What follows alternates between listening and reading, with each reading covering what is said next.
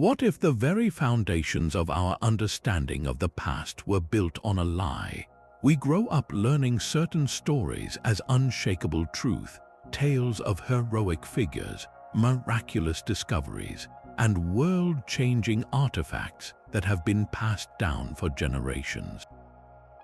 But what happens when the curtain is pulled back and we discover that some of the most famous chapters in our history books were actually elaborate deceptions, crafted by cunning minds to fool the world?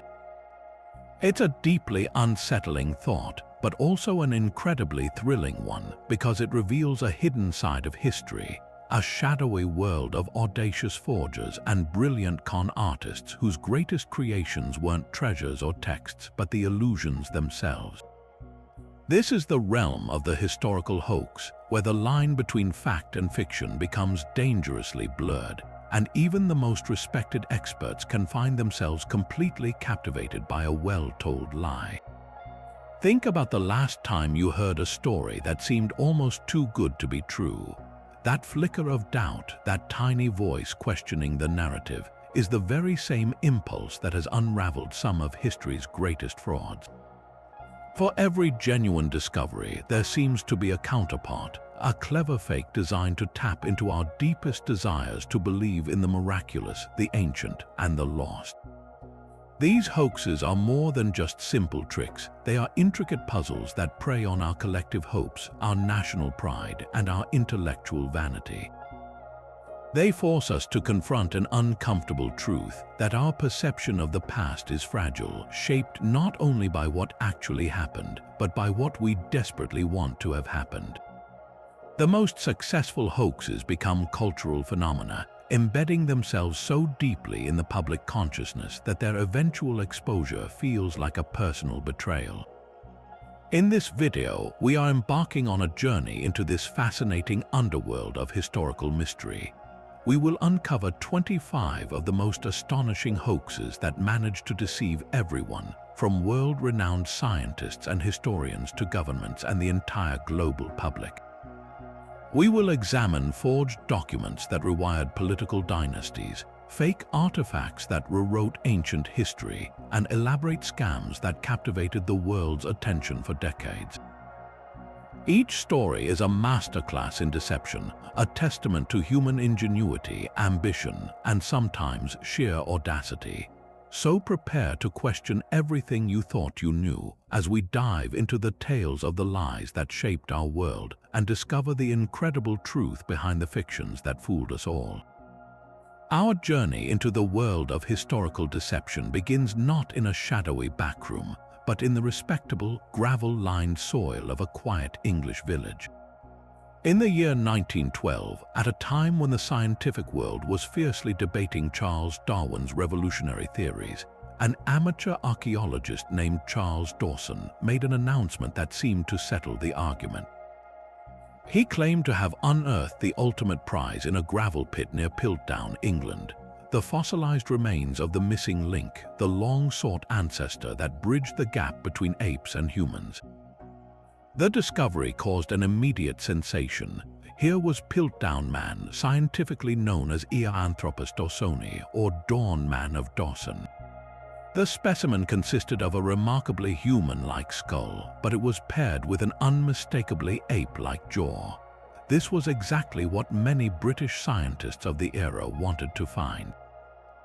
It appeared to confirm a particular bias that the large, developed brain came first in human evolution, with the jaw and other features adapting later, a narrative that conveniently placed intellectual superiority at the very beginning of the human story, and importantly, placed that beginning in England. The hoax was a masterpiece of construction. The forger, whose identity remains a subject of debate to this day, though Charles Dawson is the prime suspect, had taken a medieval human skull and the jawbone of an orangutan.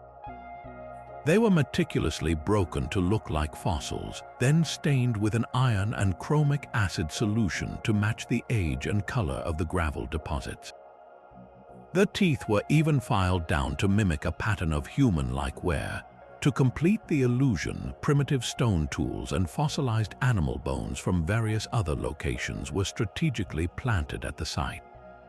For over 4 decades, Piltdown Man held a revered place in textbooks and museums. Its acceptance wasn't just a simple error, it was a case of seeing what one wanted to see. The scientific establishment, eager for evidence that supported their theories and national pride, largely dismissed or explained away the doubts of a few skeptics. The fossil fit the prevailing worldview so perfectly that it became immune to critical questioning. It was only in the early 1950s, with the development of more sophisticated dating methods like the fluorine test, that the truth was irrevocably exposed. The skull was revealed to be only a few hundred years old, and the jaw was from a modern orangutan. The missing link was a grotesque composite, a deliberate fraud that had embarrassed an entire field of science and misdirected the study of human origins for a generation. For more than 40 years, Piltdown Man was not just an accepted fossil. It was a cornerstone of British paleontology, a source of national pride that seemed to validate the country's central role in the grand story of human evolution. Its presence in museums and textbooks created a significant roadblock for genuine scientific progress. Every new fossil discovery from other parts of the world, like the genuinely ancient Homo erectus finds in Java and China, had to be awkwardly reconciled with the Piltdown specimen. These other fossils, with their modern-looking jawbones but smaller, more primitive brain cases, directly contradicted the Piltdown narrative. Scientists found themselves twisting into intellectual knots, proposing complicated evolutionary trees where Piltdown represented a separate, brain-first branch of humanity that had eventually died out. The hoax was actively distorting the entire field, forcing researchers to explain away conflicting evidence rather than follow where it led. This period represents a powerful lesson in how a single, compelling piece of false information, once entrenched, can create an echo chamber of confirmation bias that stifles true discovery. The unmasking of the fraud was a slow and meticulous process, driven by a new generation of scientists who were less invested in the old paradigms. In the years following World War II, improved scientific techniques began to raise serious red flags. One of the most decisive methods was fluorine dating, a chemical test that measures the amount of fluorine a bone has absorbed from groundwater over time. Since fluorine accumulation is a gradual process, bones buried in the same location for the same period should contain similar amounts of the element. When Kenneth Oakley, a geologist at the British Museum, applied this test to the Piltdown remains in 1949, the results were telling. The skull and jawbone contained drastically different levels of fluorine, proving they were not the same age and had not fossilized together. This was the first major crack in the hoax's foundation. Further tests in the early 1950s, including more precise fluorine analysis and the relatively new carbon-14 dating method, delivered the final crushing blow. The ancient skull was revealed to be only about 600 years old, and the orangutan jaw was even more recent. Microscopic examination also showed that the famous wear on the teeth had been artificially created with a metal file. The evidence was irrefutable. Piltdown Man was a deliberate fabrication. The exposure sent shockwaves through the scientific community, causing profound embarrassment and a crisis of confidence. The very experts who had championed the fossil were humiliated, and the public's trust in scientific authority was shaken. The immediate question on everyone's mind was who could have orchestrated such an elaborate and successful deception. The list of suspects is long and debated to this day. Charles Dawson, the amateur archaeologist who found the remains, is the obvious candidate, a man seemingly driven by a desire for scientific acclaim that had always eluded him. But others have been implicated, including prominent scientists like Sir Arthur Keith, the museum curator Arthur Smith Woodward, and even the famous author and spiritualist Sir Arthur Conan Doyle, who lived nearby and was known for his interest in fossils and his skepticism of established science. Some theories suggest a collaborative effort, perhaps a prank that spiraled out of control. The true identity of the forger, however, remains one of history's greatest unsolved mysteries, adding a final layer of intrigue to a deception that had already captivated the world for half a century. The Shadow of Piltdown Man demonstrates how a hoax can exploit the biases of the elite, but our next story reveals the power of a deception aimed directly at the heart of popular belief. Just a few decades earlier and an ocean away, America was gripped by its own archaeological mania, one that sprang not from a gravel pit but from a well-digger's shovel on a farm in Cardiff, New York. In October of 1869, workers unearthed something astonishing: a 10-foot-tall figure made of stone, a seemingly petrified giant with a serene, almost pained expression on its face. The news spread like wildfire. In an era deeply fascinated by both science and scripture, the discovery was interpreted as undeniable proof of the biblical passage from Genesis chapter 6, which spoke of giants who once walked the earth. Here, it seemed, was a real Goliath, a tangible relic from a mythic past, and the public flocked to see it, paying 50 cents a head, a significant sum at the time, for a glimpse of the marvel. The man behind the giant was not a scientist seeking fame, but a cigar manufacturer and staunch atheist named George Hull. The idea for the hoax was born from a heated argument Hull had with a fundamentalist Methodist preacher about the literal truth of the Bible. Frustrated and looking for a way to expose what he saw as blind faith, Hull decided to create proof that people would believe in, no matter how absurd. He arranged for a large block of gypsum to be quarried in Iowa, shipped it to Chicago, and hired a stonecutter to sculpt the massive figure, using acids and ink to artificially age the surface and give it a grainy, fossilized texture. The giant was then transported by rail and wagon to his cousin's farm in Cardiff, where it was secretly buried, only to be discovered almost a year later as a brilliant piece of theater. The public reaction was everything Hull could have hoped for and more. Almost immediately, the Cardiff giant became a national sensation. Newspapers carried breathless reports, and theologians hailed it as a divine sign. Scientists were more skeptical. Prominent paleontologist Othniel Charles Marsh examined it and promptly declared it a most decided humbug, but the public didn't want to listen. Their desire to believe in a tangible connection to the Bible was simply too strong. The giant's owner, a savvy businessman named William Stubb Newell, capitalized on this fervor, erecting a tent over the excavation site and charging admission. The spectacle was so popular that the renowned showman P.T. Barnum offered to buy it for $60,000. When his offer was refused, Barnum, in a classic move, simply created a plaster replica of his own and displayed it in New York City, claiming his was the real giant and the one in Cardiff was the fake. The irony was exquisite. A hoax had now spawned a rival hoax, creating a bizarre competition for the public's attention and money. The giant's undeniable popularity, however, also sealed its fate. As more experts came forward to point out that freshly carved gypsum does not turn into stone underground, and as the story of its creation began to leak, the illusion started to crumble. George Hull, seeing the jig was up, eventually confessed to the entire scheme in a newspaper interview, laying out his motivations and the elaborate steps he took to create the fake. The public felt a mixture of amusement and betrayal, but the story had cemented its place in American folklore.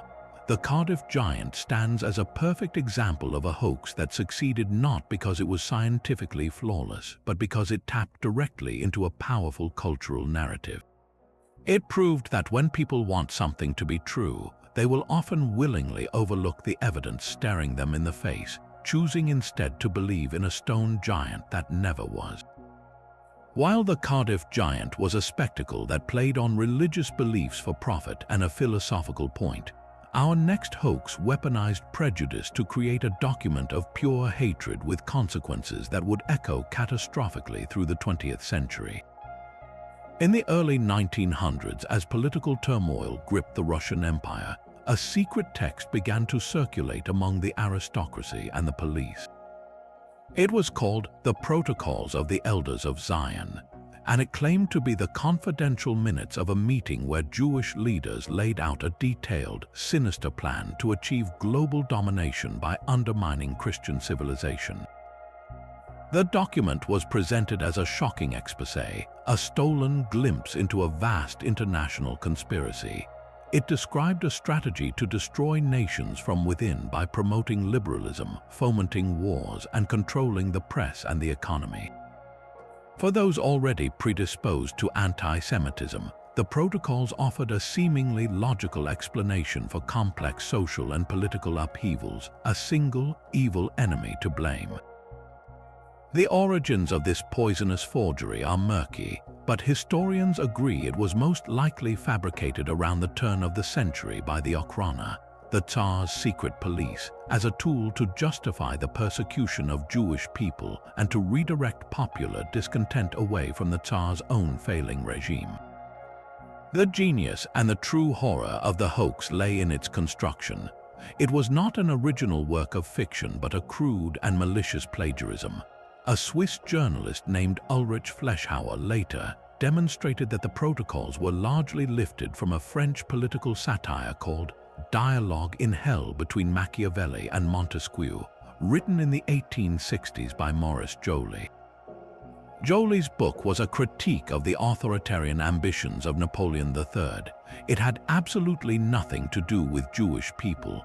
The forgers simply replaced Napoleon III with a shadowy cabal of elders, twisting a work of political commentary into a virulent anti-Semitic manifesto.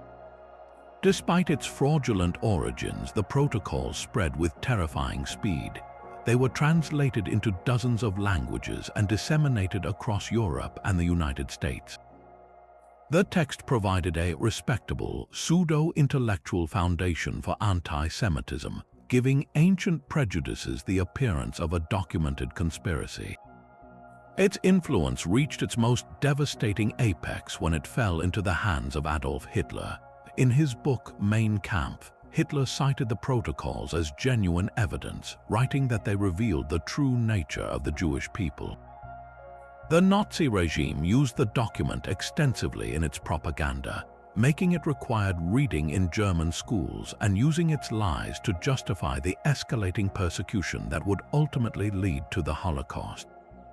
The hoax was no longer just a piece of paper, it had become a warrant for genocide.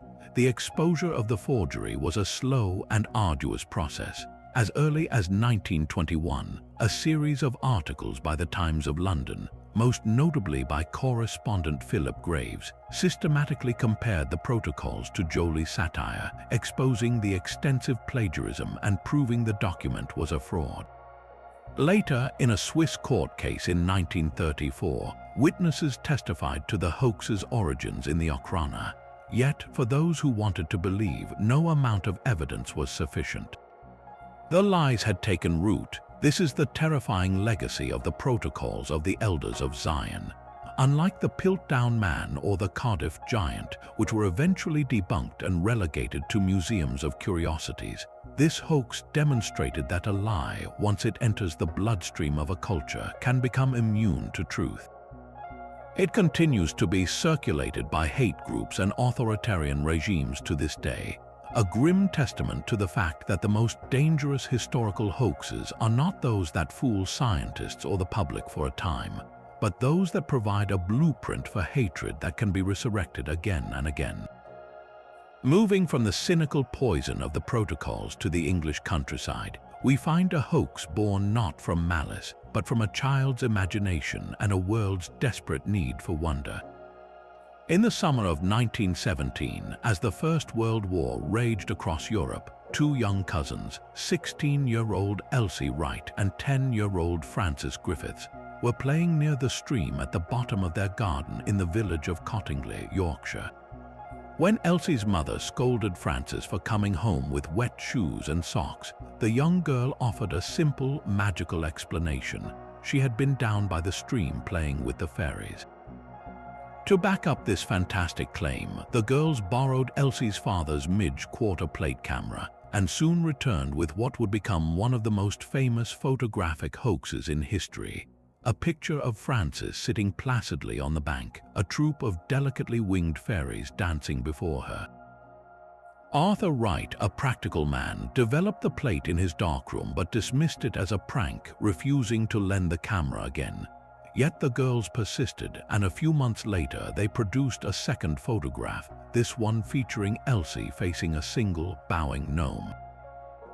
The images might have remained a family curiosity if Elsie's mother, Polly Wright, hadn't attended a lecture on fairy folklore in 1919. She mentioned the photographs setting in motion a chain of events that would capture the world's imagination. The pictures found their way to Edward Gardner, a prominent member of the Theosophical Society, a spiritualist group that believed in the existence of nature spirits and otherworldly beings. Gardner was electrified. He had the photographic plates examined by an expert at Kodak, who, while stating he could find no evidence of fakery, cautiously noted that the images could not be considered genuine evidence of fairies. Undeterred, Gardner had lantern slides made and began publicly lecturing on the Cottingley Fairies, declaring them the first scientific proof of the supernatural. It was at this point that the world's most famous logician entered the scene, creating an almost unbelievable twist in the tale. Sir Arthur Conan Doyle, the creator of the hyper-rational detective Sherlock Holmes, was a devoted spiritualist who had lost his son in the war. He was desperately searching for proof of an afterlife, a world beyond the grim reality of the trenches. When Gardner showed him the Cottingley photographs, Doyle was utterly convinced. He saw them as the perfect, tangible evidence he needed to convince a skeptical public. In 1920, he wrote a glowing article for the Strand magazine, presenting the girls' photographs to a massive audience under the title, "Fairies Photographed, an Epoch-Making Event." The public was enthralled. In the bleak aftermath of a war that had shattered faith in progress and humanity, the idea that magic still existed at the bottom of an ordinary English garden was a powerful balm.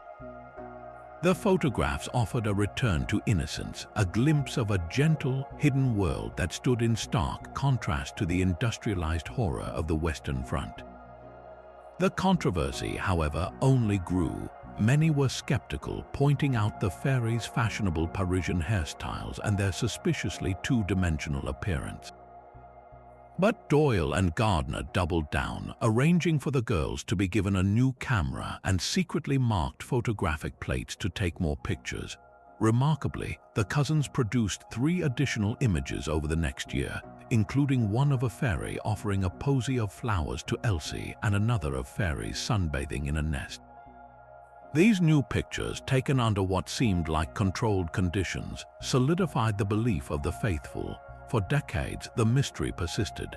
Elsie and Frances maintained their story, only occasionally hinting that people should use their own judgment. It wasn't until the 1980s, as old age approached, that the cousins finally confessed. The fairies they revealed were simply cardboard cutouts that Elsie, who had a talent for drawing, had copied from a popular children's book of the time. They had propped them up with hatpins and photographed them, never expecting anyone beyond their parents to take the joke seriously. The enduring power of the Cottingley hoax lies not in the sophistication of the deception, but in the profound vulnerability of those who believed. It was a perfect storm of timing and temperament. A world traumatized by loss was eager to believe in something pure. A brilliant man like Conan Doyle, grieving for his son, chose to believe because his heart overruled his mind. The Cottingley Fairies stand as a poignant reminder that the most successful hoaxes are often those that tell us exactly what we want to hear, offering a little bit of magic in a world that has for a moment become far too dark.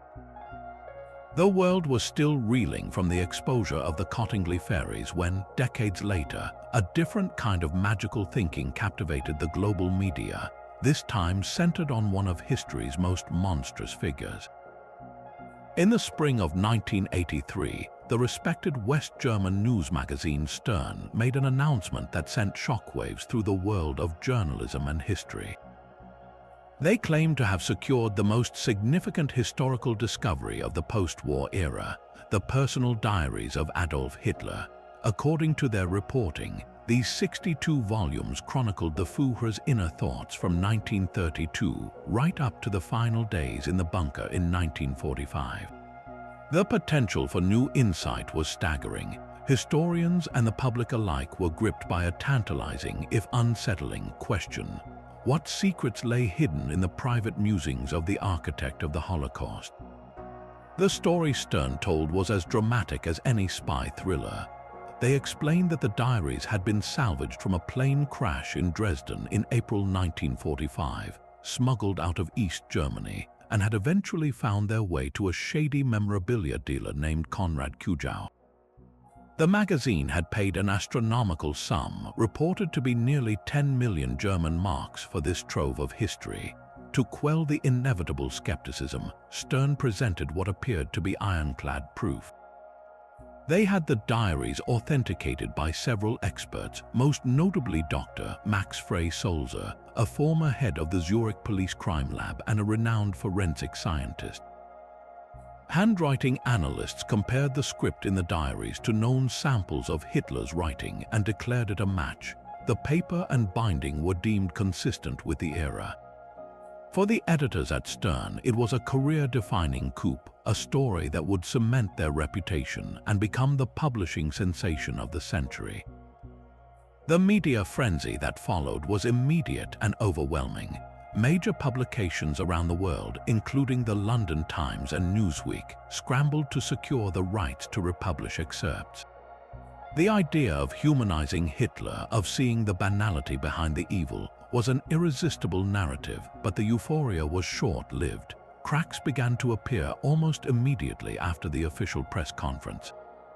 Prominent British historian Hugh Trevor Roper, initially convinced of the diary's authenticity, began to have serious doubts upon actually examining them. He noticed the content was strangely flat, a bland rehashing of known historical events with none of the fiery, ideological venom characteristic of Hitler's known writings. The final nail in the coffin came from a simple chemical test. The German Federal Archives analyzed the binding, paper, and ink. Their findings were devastating. The paper contained a whitening agent that wasn't invented until after the war, and the ink was modern, still wet to the touch in some places. The century's greatest find was exposed as a clumsy, contemporary fake. The mastermind behind the deception, Konrad Kujau, was revealed to be a prolific con artist with a history of forging Nazi memorabilia. His method was absurdly simple. He had purchased an old blank ledger book, mixed his own ink, and copied passages verbatim from a published collection of Hitler's speeches and proclamations, adding trivial daily entries about meals, weather, and health to create the illusion of a private journal. His real genius lay not in the forgery itself, which was riddled with historical inaccuracies and anachronisms, but in his understanding of human greed and credulity. He fed the egos and ambitions of the Stern journalists, who were so desperate for the story to be true that they ignored glaring red flags and rushed to publication without exhaustive verification. The scandal resulted in the resignations of Stern's top editors and became a humiliating case study in journalistic failure, a stark warning about the dangers of placing a sensational headline above rigorous fact-checking. But what if the deception wasn't a document or a fossil, but a machine? In the late 18th century, an invention emerged that seemed to defy the very limits of human ingenuity, a creation so advanced it appeared to possess a mind of its own. This was the Turk, a life-sized automaton dressed in Ottoman robes and a turban, seated behind a large wooden cabinet on which sat a chessboard. Its creator, Hungarian inventor Wolfgang von Kempelen, presented it to the court of Empress Maria Theresa of Austria in 1770, claiming the mechanical man could play a strong game of chess against any challenger. The spectacle was mesmerizing. Before each game, Kempelen would open the cabinet's doors, revealing a complex system of gears, levers, and clockwork. He would then wind the machine with a key, and the Turk would come to life, its eyes moving, its head turning, and its left hand moving the chess pieces with a series of whirring clicks and clacks. The illusion was perfect. It defeated noblemen, scholars, and even, as legend has it, a young Napoleon Bonaparte. The secret, of course, was that the Turk was not a machine of pure intelligence. It was a masterpiece of misdirection. Hidden inside the cabinet was a human chess master, a person of small stature who would contort themselves to avoid detection during Kempelen's pre-game demonstration. The cabinet was a marvel of secret compartments and sliding panels that allowed the operator to shift position as different doors were opened. The complex clockwork visible to the audience was largely for show, a dazzling distraction from the real mechanism, a brilliant human mind. The operator inside would follow the game using a system of magnets attached to the underside of the chessboard, which moved corresponding pieces on a smaller, duplicate board within the cabinet. They would then use a pantograph-like mechanism to control the Turk's arm and hand, guiding it to make the next move. For over 85 years, the Turk toured Europe and America under various owners, captivating audiences and sparking intense debate among scientists and philosophers. It forced people to confront profound questions about the nature of intelligence and the potential of machines. Could a creation of gears and levers truly think? The hoax was so convincing because it tapped directly into the Enlightenment era's fascination with automation and reason. People wanted to believe that human logic could be mechanized.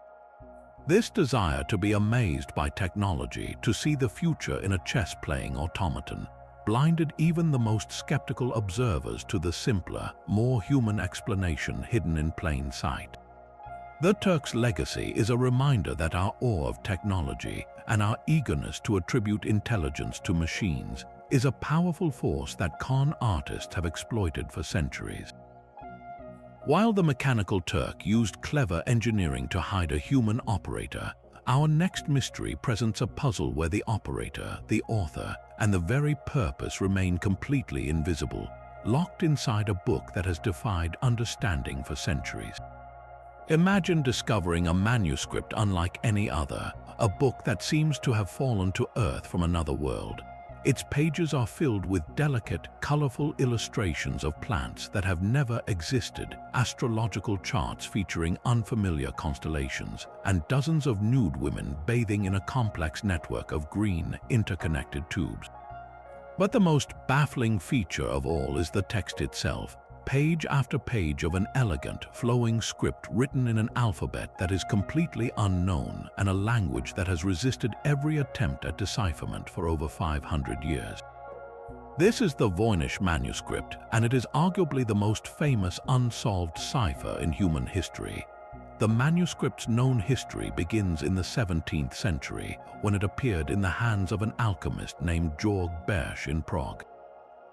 He was as puzzled as anyone, and he sent a copy to a Jesuit scholar named Athanasius Kircher, a man renowned for his attempts to decipher Egyptian hieroglyphs, hoping for a breakthrough. Kircher failed, and the manuscript faded into obscurity until 1912, when a rare book dealer named Wilfrid Voynich stumbled upon it in a chest at the Jesuit-run Villa Mondragon in Italy. Voynich, a Polish revolutionary turned antiquarian, immediately recognized its potential value and purchased it, dedicating the rest of his life to trying to crack its code and promoting its mystery to the world.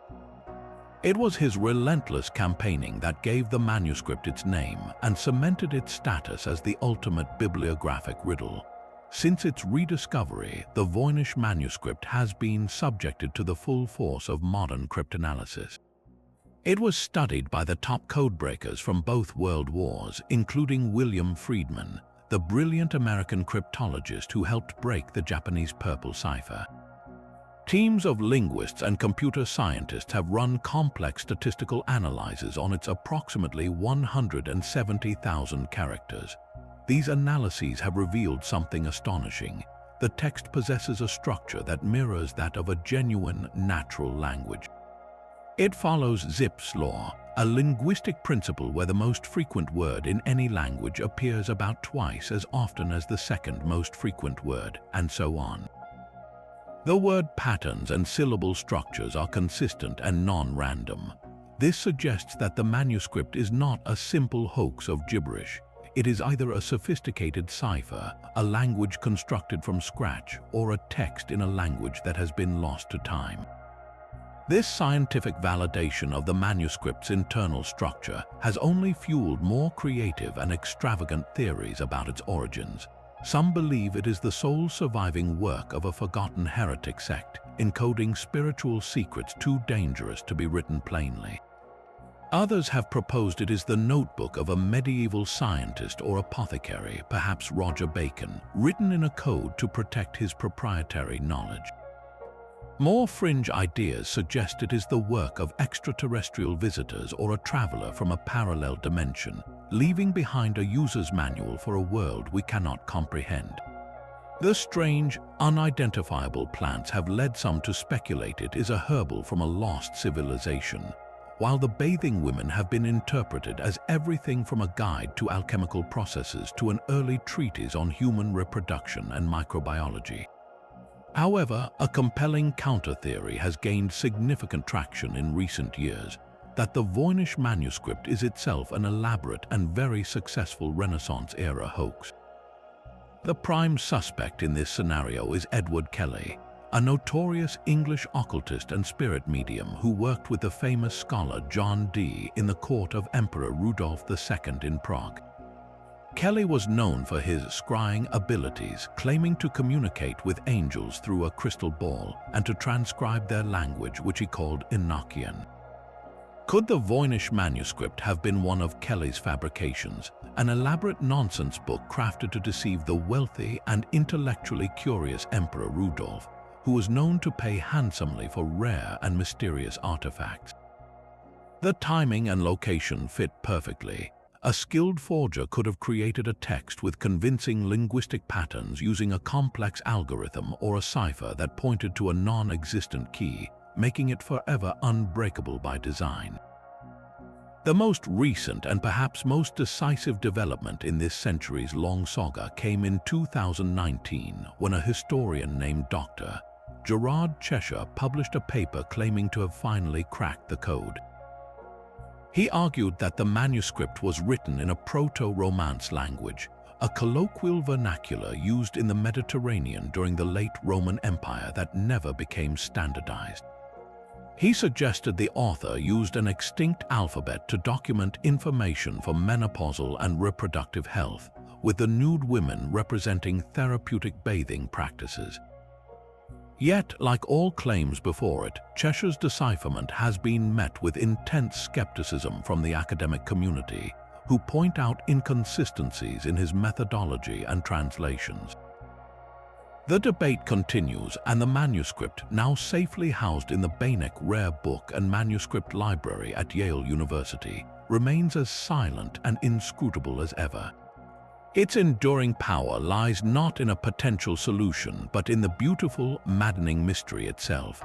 It is a Rorschach test for the ages, reflecting back whatever the viewer most desires to see: a lost language, a scientific marvel, or the clever hand of a con artist who played the ultimate long game, creating a puzzle that would captivate the world long after his own name was forgotten.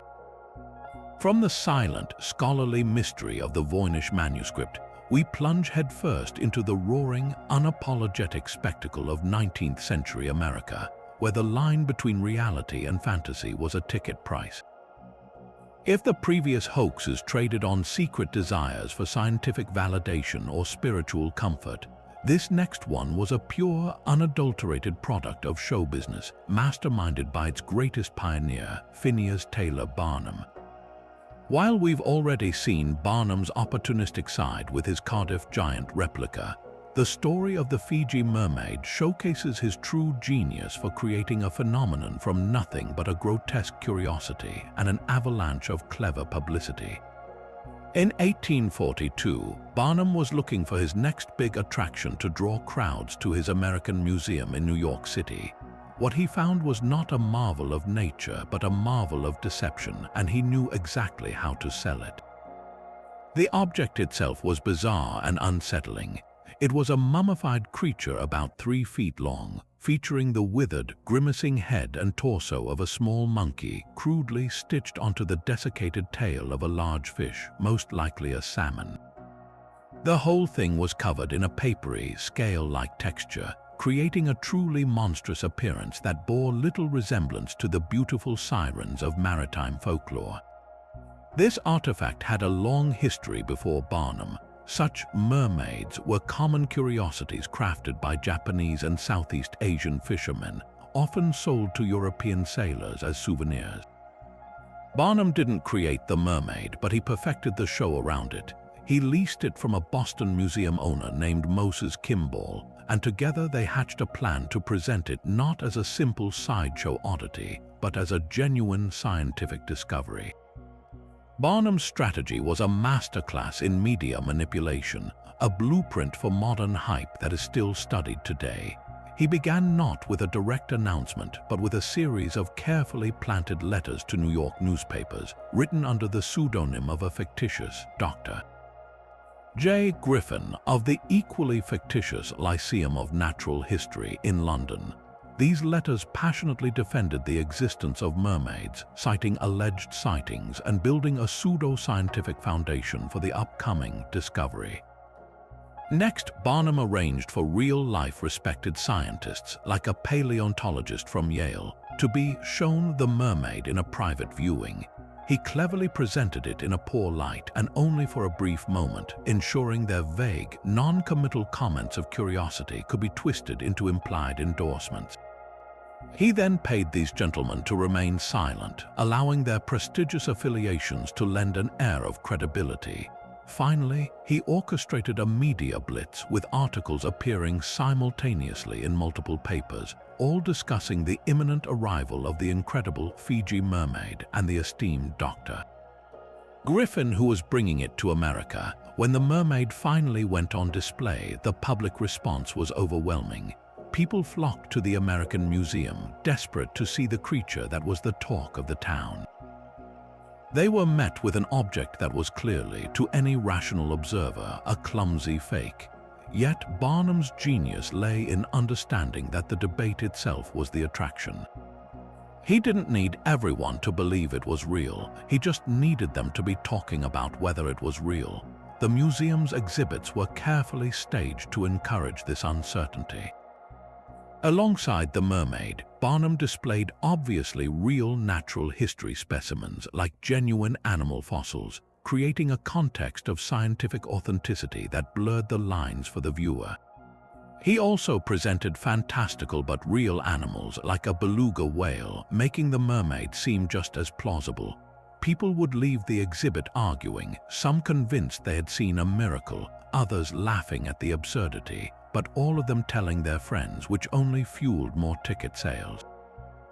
The enduring legacy of the Feejee Mermaid is not the object itself, which was likely lost in a fire, but the philosophy of entertainment it embodied. Barnum proved that the truth was often less important than the story. He famously said, "There's a sucker born every minute," but his real insight was that people don't necessarily want to be duped. They want to be entertained, to be given permission to suspend their disbelief for a moment and step into a world of wonder. The hoax was a collaborative performance between the showman and the audience. It was a testament to the power of publicity to shape perception, demonstrating that with enough noise and clever staging, even the most patently ridiculous fiction could become a must-see event. In an age before digital media, Barnum understood the mechanics of the viral story, creating a carnival of curiosity where the real attraction was not the mermaid in the case, but the buzz it generated on the street. Just as Barnum understood the public's thirst for spectacle, the mid-20th century saw a different kind of yearning, a longing for purity, and a connection to an unspoiled world, far from the complexities of modern society. It was against this backdrop that an incredible story emerged from the dense, steaming rainforests of the Philippines. In 1971, a colorful and controversial figure named Manuel Elizalde Jr., a close advisor to the nation's dictator Ferdinand Marcos, announced a breathtaking discovery.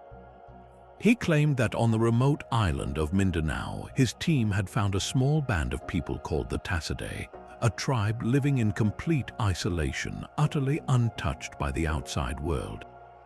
The images presented to the global media were astonishing. The Tassidae were depicted as a gentle, peaceful people, clad only in orchid leaf loincloths, living in caves and using simple stone tools.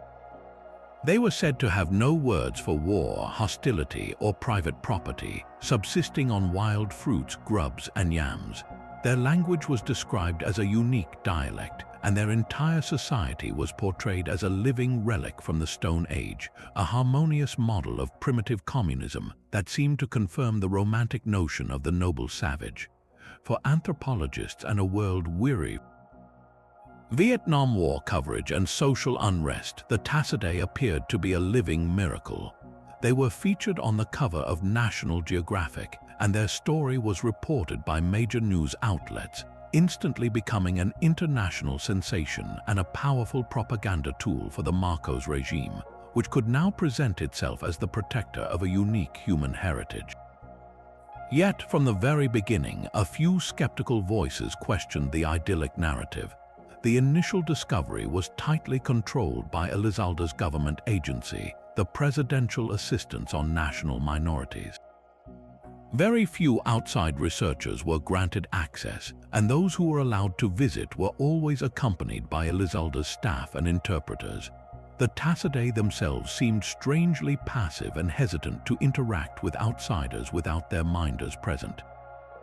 A Swiss journalist named Oswald Eyton was one of the first to break the story open. In 1986, after the fall of the Marcos regime, Eyton managed to visit the Tassidae caves without Elizalde's supervision. What he found was not a primitive tribe, but an empty cave. The Tassidae were gone. Eyton's subsequent investigation, along with that of Filipino anthropologist Zeus Salazar, uncovered a far more plausible and cynical reality. They tracked down the individuals who had been portrayed as the Tassidae living in nearby villages, wearing modern T-shirts and trousers and speaking a perfectly intelligible local dialect. These people explained that they were not a lost tribe at all, but members of the nearby Manobo and Tiboli tribes who were living in poverty. They confessed that they had been recruited by Elizalde and local officials, given food, money, and promises of land, and coached to act out a primitive lifestyle for the visiting journalists and anthropologists. They were instructed to live in the caves, use stone tools, and wear leaf clothing only when cameras were present. The entire phenomenon, it seemed, was an elaborate hoax designed to enhance the international prestige of the Marcos government and secure control over mineral-rich tribal lands by presenting the inhabitants as helpless children of the forest who needed government protection. The exposure of the Tassidae hoax created a bitter schism in the field of anthropology. It forced a painful re-examination of the methods and ethics of cultural research. How could so many experts have been so easily deceived? The answer lies in a powerful combination of factors.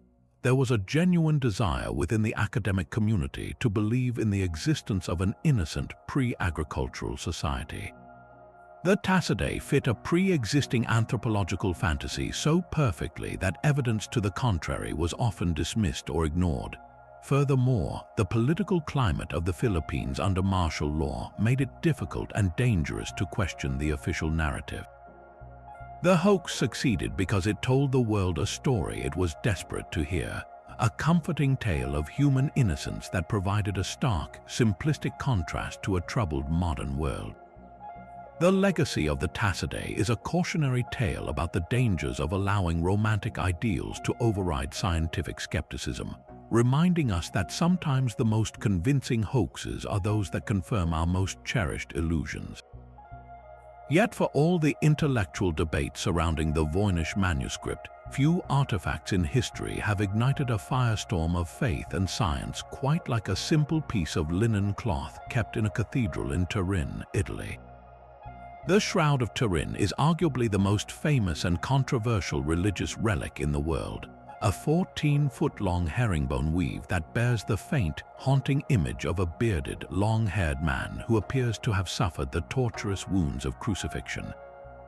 To millions of believers, this is not merely an image, it is the actual burial shroud of Jesus of Nazareth, a divine imprint left at the moment of resurrection. For them, it is a tangible connection to the central event of their faith, a silent witness to the Passion. The history of the shroud as we know it begins in the 1350s, when it surfaced in the possession of a French knight named Geoffroy de Charny. It was displayed in a church in Liary, inspiring immediate veneration, but also immediate skepticism. A contemporary bishop even reported that the artist who had created it had confessed to the forgery, though this document was largely ignored as the shroud's fame and the pilgrimages to see it grew. For centuries, it was moved between various European owners, surviving a fire in 1532 that left scorch marks and water damage, before finally finding a permanent home in the Cathedral of St. John the Baptist in Turin in 1694. The real controversy, however, exploded in the age of photography. In 1898, an Italian lawyer and amateur photographer named Secondo Pia was granted permission to take the first photographs of the shroud. As he developed the glass negative plates in his darkroom, he experienced a shock that would change everything. The negative image on his plate revealed a stunningly detailed, lifelike positive portrait. The faint, ghost-like markings on the cloth itself were in negative form, a perfectly clear and three-dimensional depiction of a man. This discovery transformed the shroud from an object of local devotion into a global phenomenon. It seemed implausible, if not impossible, that a medieval forger could have created an image that only revealed its true clarity through a technology invented centuries later. This apparent anomaly became the cornerstone of the case for its authenticity, suggesting a supernatural or at least inexplicable origin for the image. The 20th century saw the shroud subjected to increasingly sophisticated scientific scrutiny.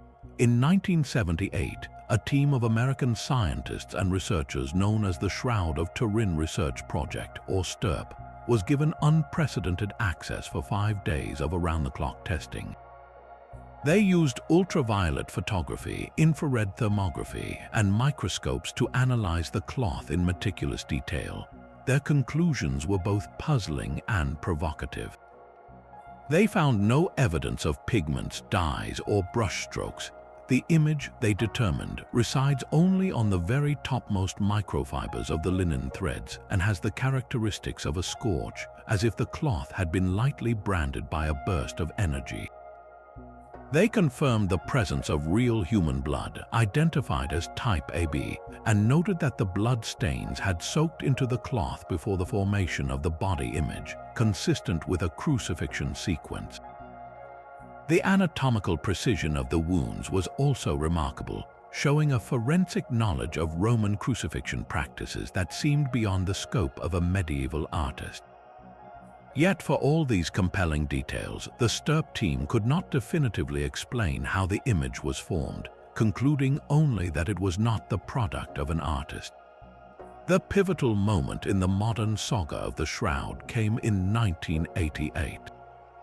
After years of negotiation with the Vatican, which owns the relic, a small sample from a corner of the cloth was carefully removed and divided among 3 independent, world-renowned radiocarbon dating laboratories at the University of Oxford, the University of Arizona, and the Swiss Federal Institute of Technology. The process was designed to be foolproof, with the samples coded anonymously to prevent bias. The results, announced at a press conference in October of that year, were unanimous and conclusive. The linen of the Shroud of Turin dated from between 1260 and 1390 with a 95% confidence level.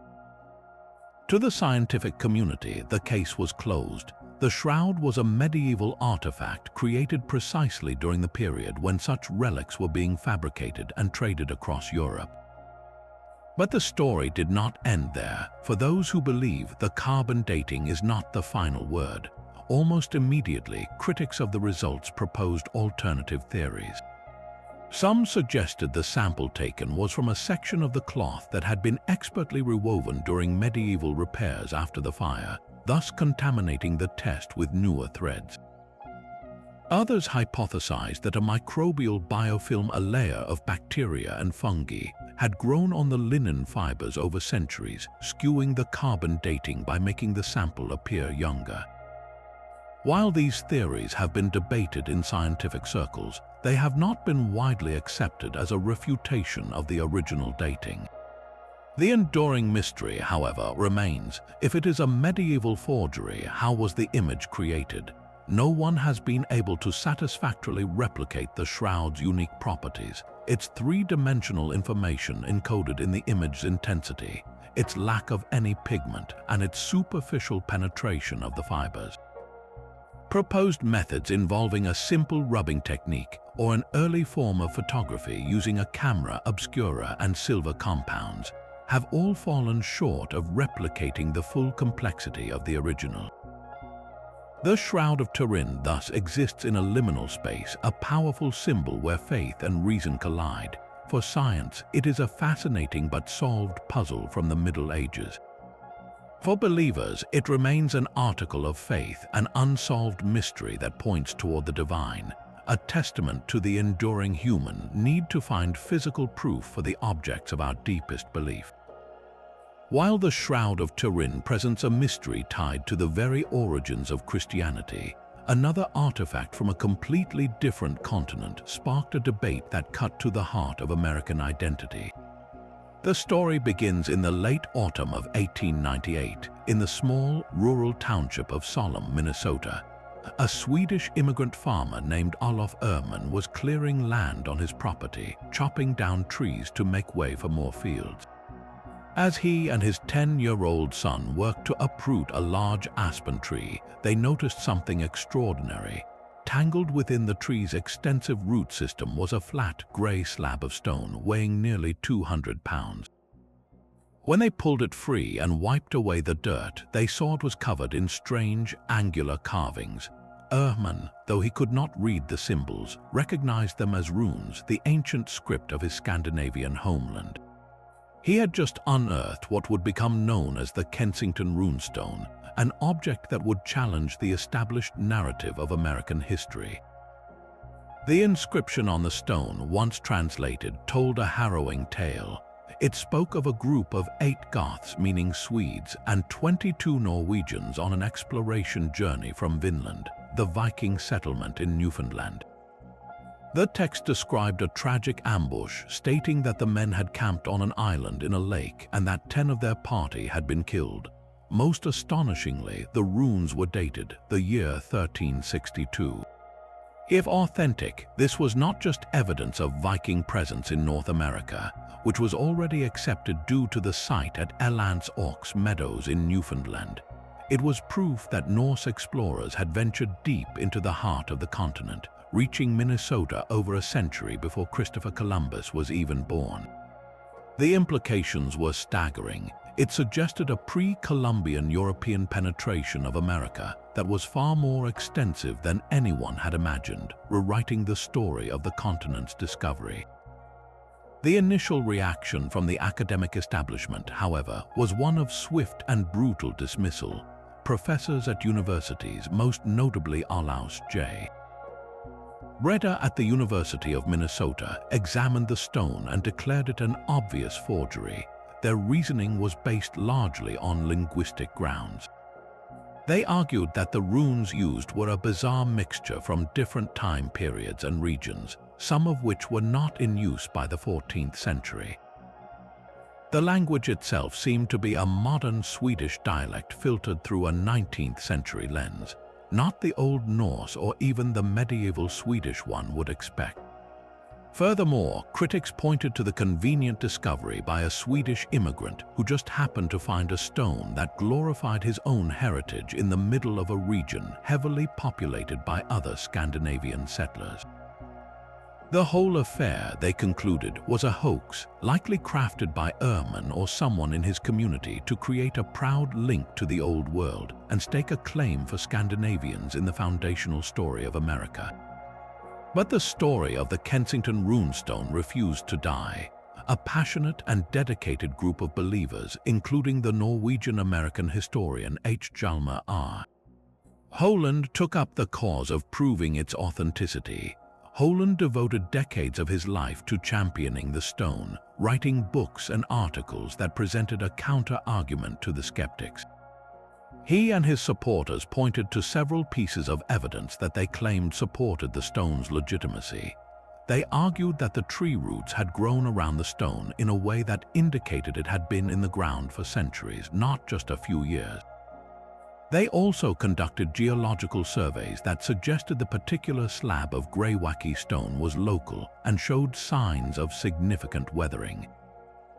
Perhaps most compellingly, Holland and others scoured the area around the discovery site, claiming to find other objects like a Norse-style battle axe and mooring stones with holes that could have been used to tie up Viking ships, suggesting a wider Norse presence in the region. The debate became a cultural war, fought not just in academic journals but in the newspapers and community halls of the Midwest. For many Scandinavian immigrants and their descendants, the Kensington runestone was a powerful symbol of pride. It elevated their heritage, placing them at the very forefront of American history long before the English, Spanish, or French had arrived. It transformed them from latecomers into pioneers of pioneers. This deep emotional investment fueled a grassroots movement to have the stone recognized as genuine, turning it into a beloved icon despite the scorn of the experts. The stone was exhibited at the Smithsonian Institution and toured the country, attracting huge crowds who wanted to believe in this alternative history. The academic consensus, however, remained firmly against it. Over the 20th century, as runic scholarship advanced, the linguistic case against the stone only grew stronger. Detailed analysis showed that the inscription contained grammatical constructions and word forms that were unmistakably modern, and the runic alphabet used was a composite that no medieval Norse person would have employed. In recent years, the most plausible explanation for the hoax has centered less on Olof Erman himself and more on the intellectual environment of the time. The late 19th century was a period of intense interest in Viking history and archaeology, both in Scandinavia and in immigrant communities in America.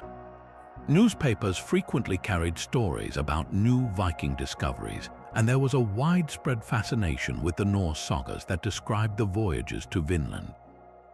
It is highly likely that a knowledgeable person in Erman's community, someone well-read in these sagas and with a basic understanding of runes, could have crafted the inscription. The hoaxer wouldn't have needed to be a master linguist. They only needed to create something that looked convincingly ancient to their neighbors, tapping into that collective desire for a glorious past. The Kensington runestone endures not as a historical document, but as a cultural artifact of American immigration. It tells us less about the Vikings and more about the hopes and aspirations of the millions who came to the New World, seeking to carve their own story into the ancient landscape. Leaving behind the physical artifacts of the Kensington stone, we now turn to a hoax that required no stone carving, only a piece of paper and a well-timed leak, a forgery that altered the course of a nation's political destiny. In the tense autumn of 1924, Great Britain was in the final, frenzied days of a general election campaign. The first ever Labour government, under Prime Minister Ramsay MacDonald, was fighting for its political life against a resurgent Conservative Party.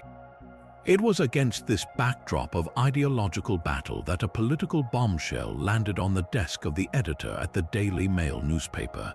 They had obtained a letter allegedly written by Grigory Zinoviev, the powerful head of the Communist International or Comintern in Moscow. Dated September 15, 1924, the document was explosive. It was addressed to the British Communist Party and offered detailed instructions on how to radicalize the working class, agitate within the armed forces, and prepare for a proletarian revolution in Britain. Most dangerously, it mentioned the recently signed Anglo-Soviet treaties, suggesting that these diplomatic agreements were merely a smokescreen behind which communist subversion could be accelerated. The impact was instantaneous and devastating. The Daily Mail, a fervently anti-socialist and anti-communist publication, splashed the letter across its front page with the headline, "Civil War Plot by Socialists' Masters, Moscow Orders to Our Reds." The timing was impeccable, hitting newsstands just 4 days before the election. For the conservative opposition and their allies in the press, the letter was a gift. It appeared to confirm their most potent campaign accusation, that the Labour Party, while presenting a moderate face, was either dangerously naive about or secretly sympathetic to the Soviet Union's ultimate goal of overthrowing the British government. They painted Ramsay MacDonald as a dupe, or worse, a willing accomplice to a foreign power. The Labour government, caught completely off guard, was thrown into disarray. MacDonald initially hesitated, questioning the letter's authenticity but struggling to prove it was a fake under the intense pressure of a media firestorm.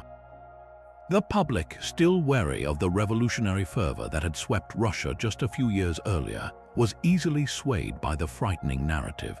When the votes were counted, the Conservative Party won a landslide victory, and the Zinoviev letter was widely credited as the decisive factor that sunk Labour's campaign.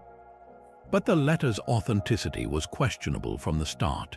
The original document was never produced, and its contents contained several glaring errors that should have raised red flags. It referred to the Comintern using an outdated name and included turns of phrase that were uncharacteristic of official Soviet communications.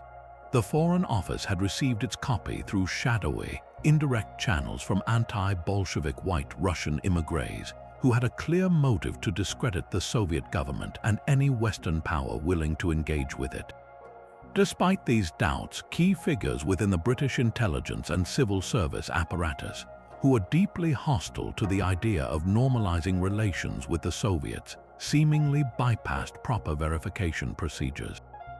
They rushed the letter to the press before the Foreign Office could complete a thorough investigation, effectively ensuring its maximum political impact. This suggests the hoax was not merely an external deception, but one that found willing accomplices within the British establishment itself, men who were happy to use a forgery to achieve a desired political outcome. The true origins of the Zinoviev letter remain one of the 20th century's most intriguing political mysteries. While no single culprit has been definitively proven, historians point to a likely collaboration between two groups, white Russian exiles based in Berlin, who had the motive and the forgery skills, and possibly a faction of hardline anti-communists within the British intelligence community, who had the means to launder the document through official channels and ensure its strategic release. The goal was twofold: to destabilize the Soviet Union by sabotaging its diplomatic efforts in the West, and to prevent the Labour Party from consolidating power in Britain. In this, the forgers succeeded beyond their wildest dreams. The letter didn't just swing an election, it poisoned Anglo-Soviet relations for years, creating a deep reservoir of mistrust that hampered international cooperation. It also instilled a lasting sense of paranoia within the British political left, a fear of being unfairly smeared as unpatriotic or extremist that would influence the party's internal politics for generations. The Zinoviev letter stands as a stark warning of how easily a single, well-placed lie can be weaponized to manipulate democracy, demonstrating that the most effective hoaxes are those that confirm the deepest fears of the moment. But even as political forgeries shaped the course of nations, a different kind of hoax was about to capture the global imagination, one that traded in secrets not of state but of stars. The 1990s were a golden age for UFO enthusiasts, a decade buzzing with the X-Files, talk of Area 51, and a growing public conviction that the truth about extraterrestrial life was being hidden in plain sight. It was into this fertile ground of belief that a thunderbolt arrived in 1995, a grainy, black and white film purporting to show the ultimate secret, an actual military autopsy of an alien being recovered from the infamous Roswell crash of 1947. For anyone who had ever wondered what happened inside those top-secret hangars, this was the answer, and it was both shocking and strangely clinical. The film was released by a London-based video entrepreneur named Ray Santilli, who claimed he had obtained it from a retired military cameraman. The story was that this cameraman had been tasked with filming numerous reels of the Roswell incident and had kept the fragile film cans in his garage for decades. Santilli explained that he had only been able to salvage a few minutes of footage due to damage, which accounted for the film's jumpy, degraded quality. The presentation was masterful. The footage was stark and silent, save for the hum of projection equipment. It showed a mysterious, non-humanoid creature with a large head, long limbs, and dark, slanted eyes lying on an examination table. Two figures in what appeared to be vintage protective suits proceed to dissect the being, removing organs that looked bizarre and unearthly. The low fidelity, the lack of sound, the dated medical equipment, all of it lent an air of undeniable authenticity to those who wanted to believe. This wasn't a clear, modern special effect. It felt like a leaked document from a hidden history. The cultural explosion was instantaneous. The film was premiered on television networks around the world, captivating millions. For ufologists, it was the holy grail, the smoking gun they had been waiting for. The timing was perfect, tapping directly into the paranoid, conspiracy-friendly mood of the era. Here was visual proof that seemed to validate every story of government cover-ups and crashed saucers. Skeptics, however, were quick to point out glaring issues. Medical professionals noted that the autopsy procedure was sloppy and unscientific, not at all what one would expect from a top-secret military operation on an organism of unknown origin. The alien itself, while creepy, had a suspiciously human-like anatomy under its rubbery skin.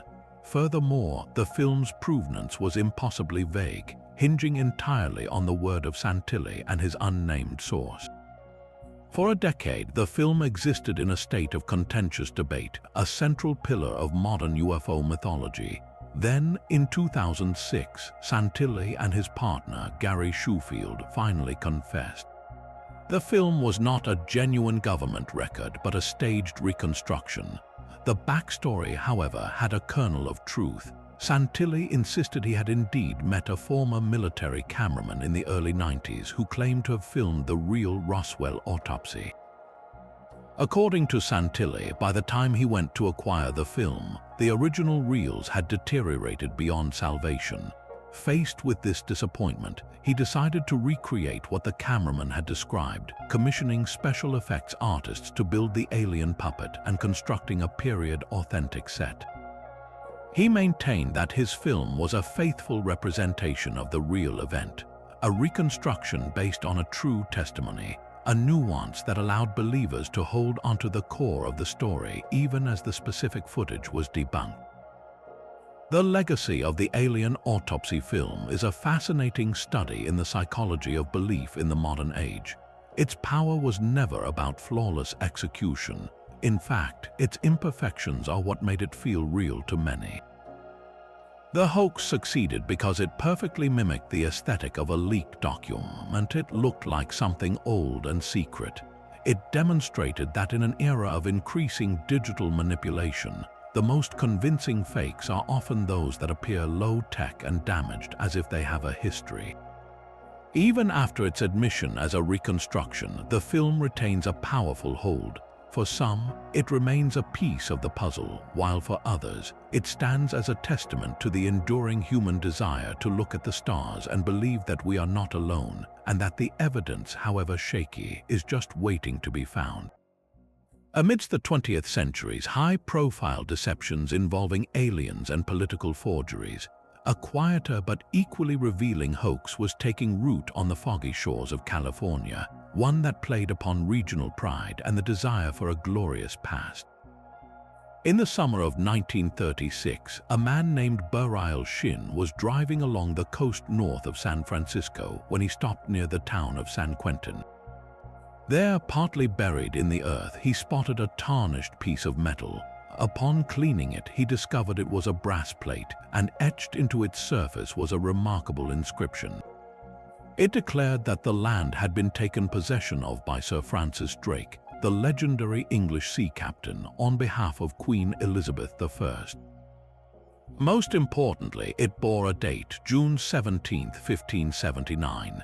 If genuine, this was not just a fascinating relic, it was the very plaque that Drake was said to have erected when he landed in California, claiming the territory he named Nova Albion, or New England, for the British Crown. It was a discovery of immense historical significance, seemingly confirming the exact location of one of the most famous landfalls in the age of exploration. The timing of the discovery was crucial. California was in the midst of celebrating the 400th anniversary of Drake's epic circumnavigation of the globe, and the state was hungry for tangible connections to its European discoverer. The plate was immediately seized upon by the media and the public as a sensational find, but its path to acceptance was carefully shepherded by none other than Herbert E. Bolton, one of the most respected and influential historians in the United States, who served as the director of the Bancroft Library at the University of California, Berkeley. Bolton was a towering figure in the field of American history, a man whose enthusiasm for California's colonial past was boundless. He examined the plate, and after consulting with metallurgists who confirmed the brass was old and the engraving showed signs of age, he became its most powerful champion. His authentication lent the artifact an air of unimpeachable authority. With Bolton's backing, the plate was quickly purchased for the university and placed on display as a priceless national treasure, a physical anchor for California's founding myth. The truth, however, was far more mischievous. The Drake plate was not the work of a cunning forger seeking fame or fortune, but an elaborate prank conceived by a group of well-educated friends who were members of the prestigious California Historical Society. The ringleaders were Dr. George Haviland Barron, a physician and history buff, and his companions, including a draftsman named George C. Clark. Their motivation was not malice, but a combination of scholarly fun and a specific desire to test the critical faculties of their peers, particularly the esteemed Herbert Bolton, whose reputation for sometimes leaping to exciting conclusions was known in certain circles. They crafted the plate using a sheet of brass from a ship's scuttle, butt or water cask, and etched the inscription themselves. To simulate centuries of aging, they battered the plate with rocks, heated it, cooled it, and even dripped acid on it before burying it in a location where it was sure to be found. The entire scheme was a private joke, a historical brain-teaser meant to see if the experts were truly as sharp as they were supposed to be. For decades, the prank remained a secret known only to the small group of conspirators. The plate continued to be studied and exhibited, its authenticity slowly cementing into established fact. It wasn't until the mid-1970s, nearly 40 years after its discovery, that the truth finally began to surface. The catalyst was a new wave of scientific analysis prompted by the upcoming 400th anniversary of Drake's visit. Researchers at the University of California subjected the plate to more advanced testing, including neutron activation analysis. The results were startling. The chemical composition of the brass was not consistent with 16th century English metallurgy. Instead, it contained trace elements like zinc and other alloys that pointed to a modern, early 20th century origin. Faced with this damning scientific evidence, the surviving members of the original group, or their descendants, eventually confessed to the long-held secret. They revealed the entire story, explaining that they had never intended for the hoax to persist for so long or be taken quite so seriously. They had assumed their learned colleagues would quickly spot the anachronisms in the inscription's language and style, but the powerful combination of wishful thinking and authoritative endorsement had proven too strong. The legacy of the Drake plate hoax is a gentle but profound lesson in the sociology of belief. Unlike the Zinoviev letter or the protocols of the Elders of Zion, this deception was born from a place of camaraderie rather than cynicism, yet it exposed the same human vulnerability. The experts, including the brilliant Herbert Bolton, were not fooled by a perfect forgery. They were captivated by a story they desperately wanted to be true. The plate provided a perfect physical symbol for California's romanticized origins, a narrative that boosted local pride and provided a clear European starting point for the state's history. The hoax succeeded because it offered a satisfying answer to a lingering historical question, and in doing so, it demonstrated that even the most credentialed minds can sometimes allow their hearts to do the examining. The Drake plate remains a cherished artifact today, not as a relic of Elizabethan exploration, but as a monument to the enduring power of a good story and a cautionary reminder that history is not just about discovering the past, but about carefully questioning the stories we tell about it. Moving from the grand political stage of the Zinoviev letter to the quiet earth of an Appalachian riverbank, we encounter a hoax that traded on a different kind of yearning, not for political advantage, but for a lost chapter in the epic story of human migration. In the winter of 1889, a team led by John W. Emmett of the Smithsonian Institution's Bureau of Ethnology was excavating a burial mound near the banks of Bat Creek in eastern Tennessee. As they carefully unearthed the remains of 9 individuals, one skeleton was found with a curious artifact, a small, flat stone about 5 inches long resting on the figure's chest. The stone was inscribed with a row of mysterious characters that, at first glance, appeared to be nothing more than simple, abstract markings. Emmett, a relatively inexperienced field assistant, packed it up and sent it to Washington, D.C., where it was catalogued and largely forgotten for decades. Just another enigmatic find from the countless Native American burial mounds being studied across the country. The stone's journey from obscurity to controversy began in the 1960s when an archaeologist named Joseph B. Mahan took a fresh look at the inscription. He had a hunch that the characters were more than just random scratches. He turned the stone upside down from its original catalogued position, and in that new orientation, the markings suddenly looked astonishingly familiar. To Mahan and a growing number of supporters, they appeared to be a form of ancient Paleo-Hebrew script. A prominent epigrapher, Cyrus H. Gordon, confirmed this interpretation, translating the inscription as a phrase meaning "for the Judeans" or "for Judah." If this were true, the implications were staggering. It suggested that a group of Hebrew-speaking people, perhaps sailors from the ancient kingdom of Israel, had crossed the Atlantic and made contact with Native American cultures centuries before the Vikings or Columbus. The Bat Creek stone instantly became a cornerstone for diffusionist theories, which argued that civilizations in the New World were influenced by Old World visitors, directly challenging the prevailing view of independent development. The stone perfectly dovetailed with a number of popular but controversial ideas.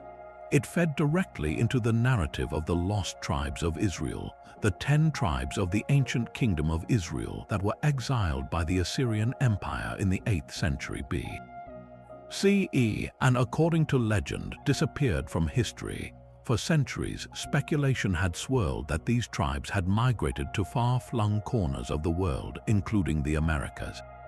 The stone also resonated with the beliefs of the Latter-day Saint movement, which holds that some ancient peoples in the Americas were descended from Israelites. For diffusionists, the Bat Creek stone was the hard, physical evidence they had been searching for, a smoking gun that seemed to prove pre-Columbian transoceanic contact and rewrite the ancient history of the continent. It was a story that appealed to a deep-seated desire to connect the ancient world into a single, interconnected narrative. However, the scientific establishment remained deeply skeptical. Mainstream archaeologists pointed out significant problems. The stone had been found in a context that was notoriously difficult to date precisely. The burial mound itself was part of the much later Mississippian culture, dating from around the 5th to 8th centuries CE. Far too recent for a genuine Paleo-Hebrew inscription, which would have been used centuries before the Common Era. Furthermore, the inscription's appearance was a major red flag. The characters were remarkably crisp and clear, showing almost no signs of the weathering one would expect from a stone buried for over 1,000 years. It looked, as one skeptic bluntly put it, as if it had been carved yesterday. The definitive blow to the stone's authenticity came from an unexpected source, a 19th century Masonic reference book. In the early 2000s, archaeologist Robert C. Mainfort and linguist Mary L. Quaz published a bombshell of an article. They demonstrated that the inscription on the Bat Creek stone was almost certainly copied, whether intentionally or subconsciously, from an illustration in an 1870 book called The Masonic Manual. The book contained a chart showing the alphabet of the ancient Hebrews, and the sequence of characters on the Bat Creek stone matched a segment of this chart with uncanny precision. The forger had likely traced the letters directly from the book, inadvertently including a character that was a typesetting error in the modern manual and not a genuine letter from antiquity. This was the proverbial smoking gun. The ancient inscription was a modern creation, its source readily available in a popular book at the time of the excavation. But who was the forger? The evidence strongly points to John W. Emmett himself, the man who discovered the stone. Emmett was a troubled figure, an employee under immense pressure to produce significant finds for the Smithsonian to justify his continued employment.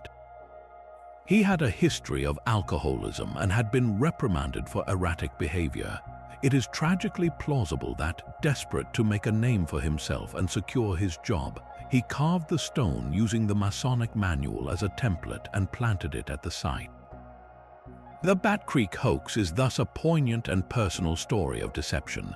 Unlike the grandiose schemes of a Barnum or the political machinations behind the Zinoviev letter, this was likely the act of one desperate man, a small-scale forgery that, through a combination of timing and its appeal to romantic theories, ballooned into a major historical controversy.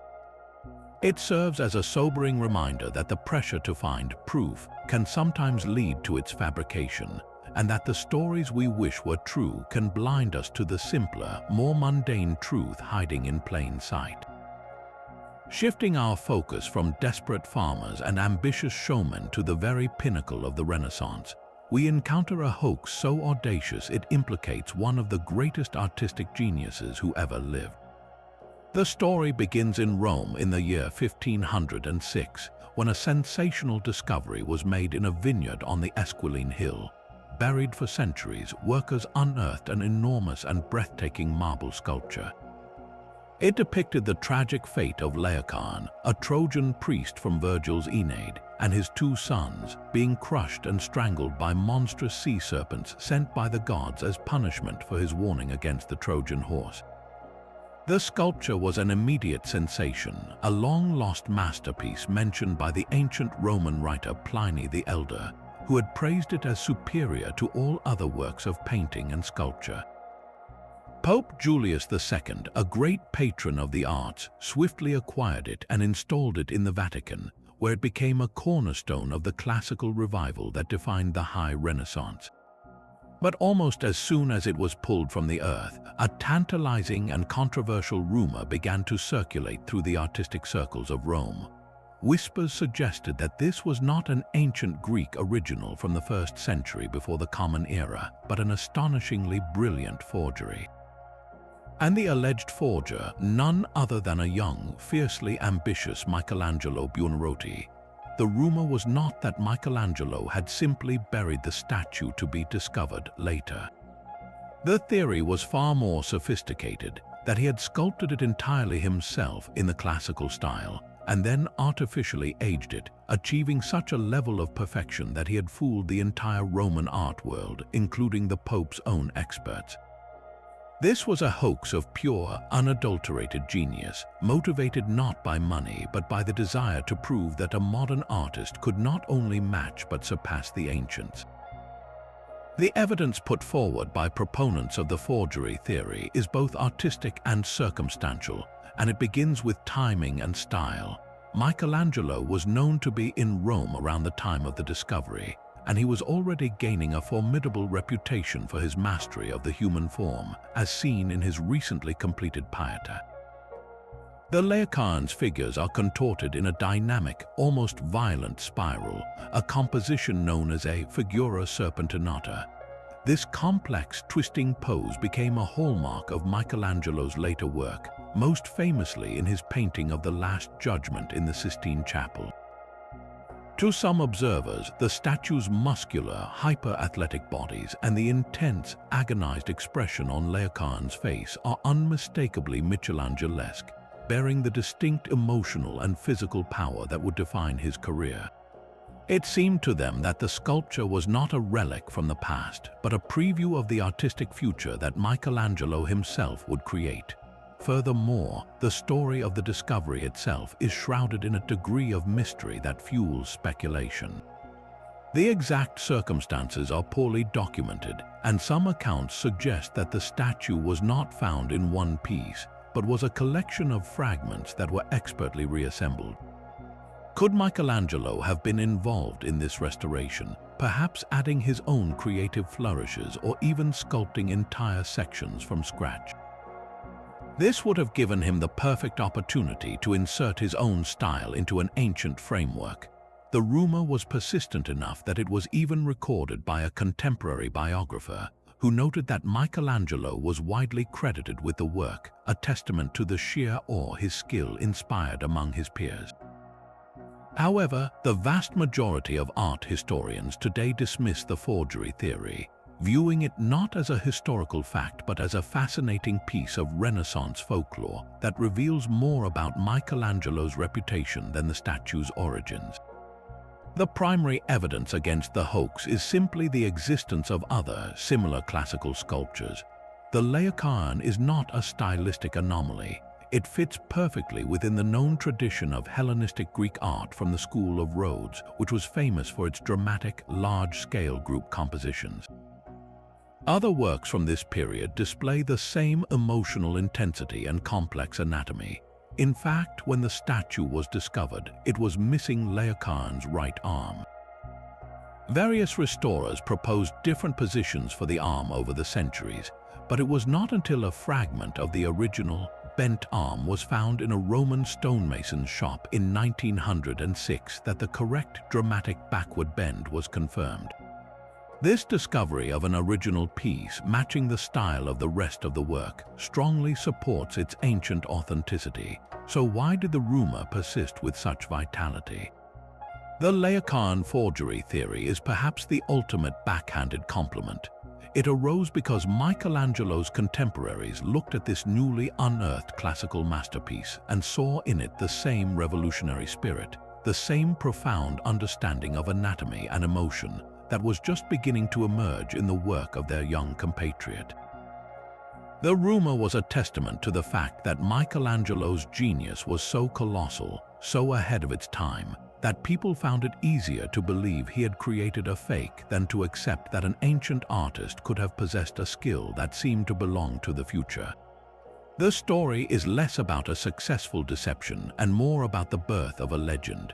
It marks the moment when the artistic world recognized that a modern master had arrived who could stand shoulder to shoulder with the giants of antiquity. The debate over the Laocoön ultimately underscores a profound truth.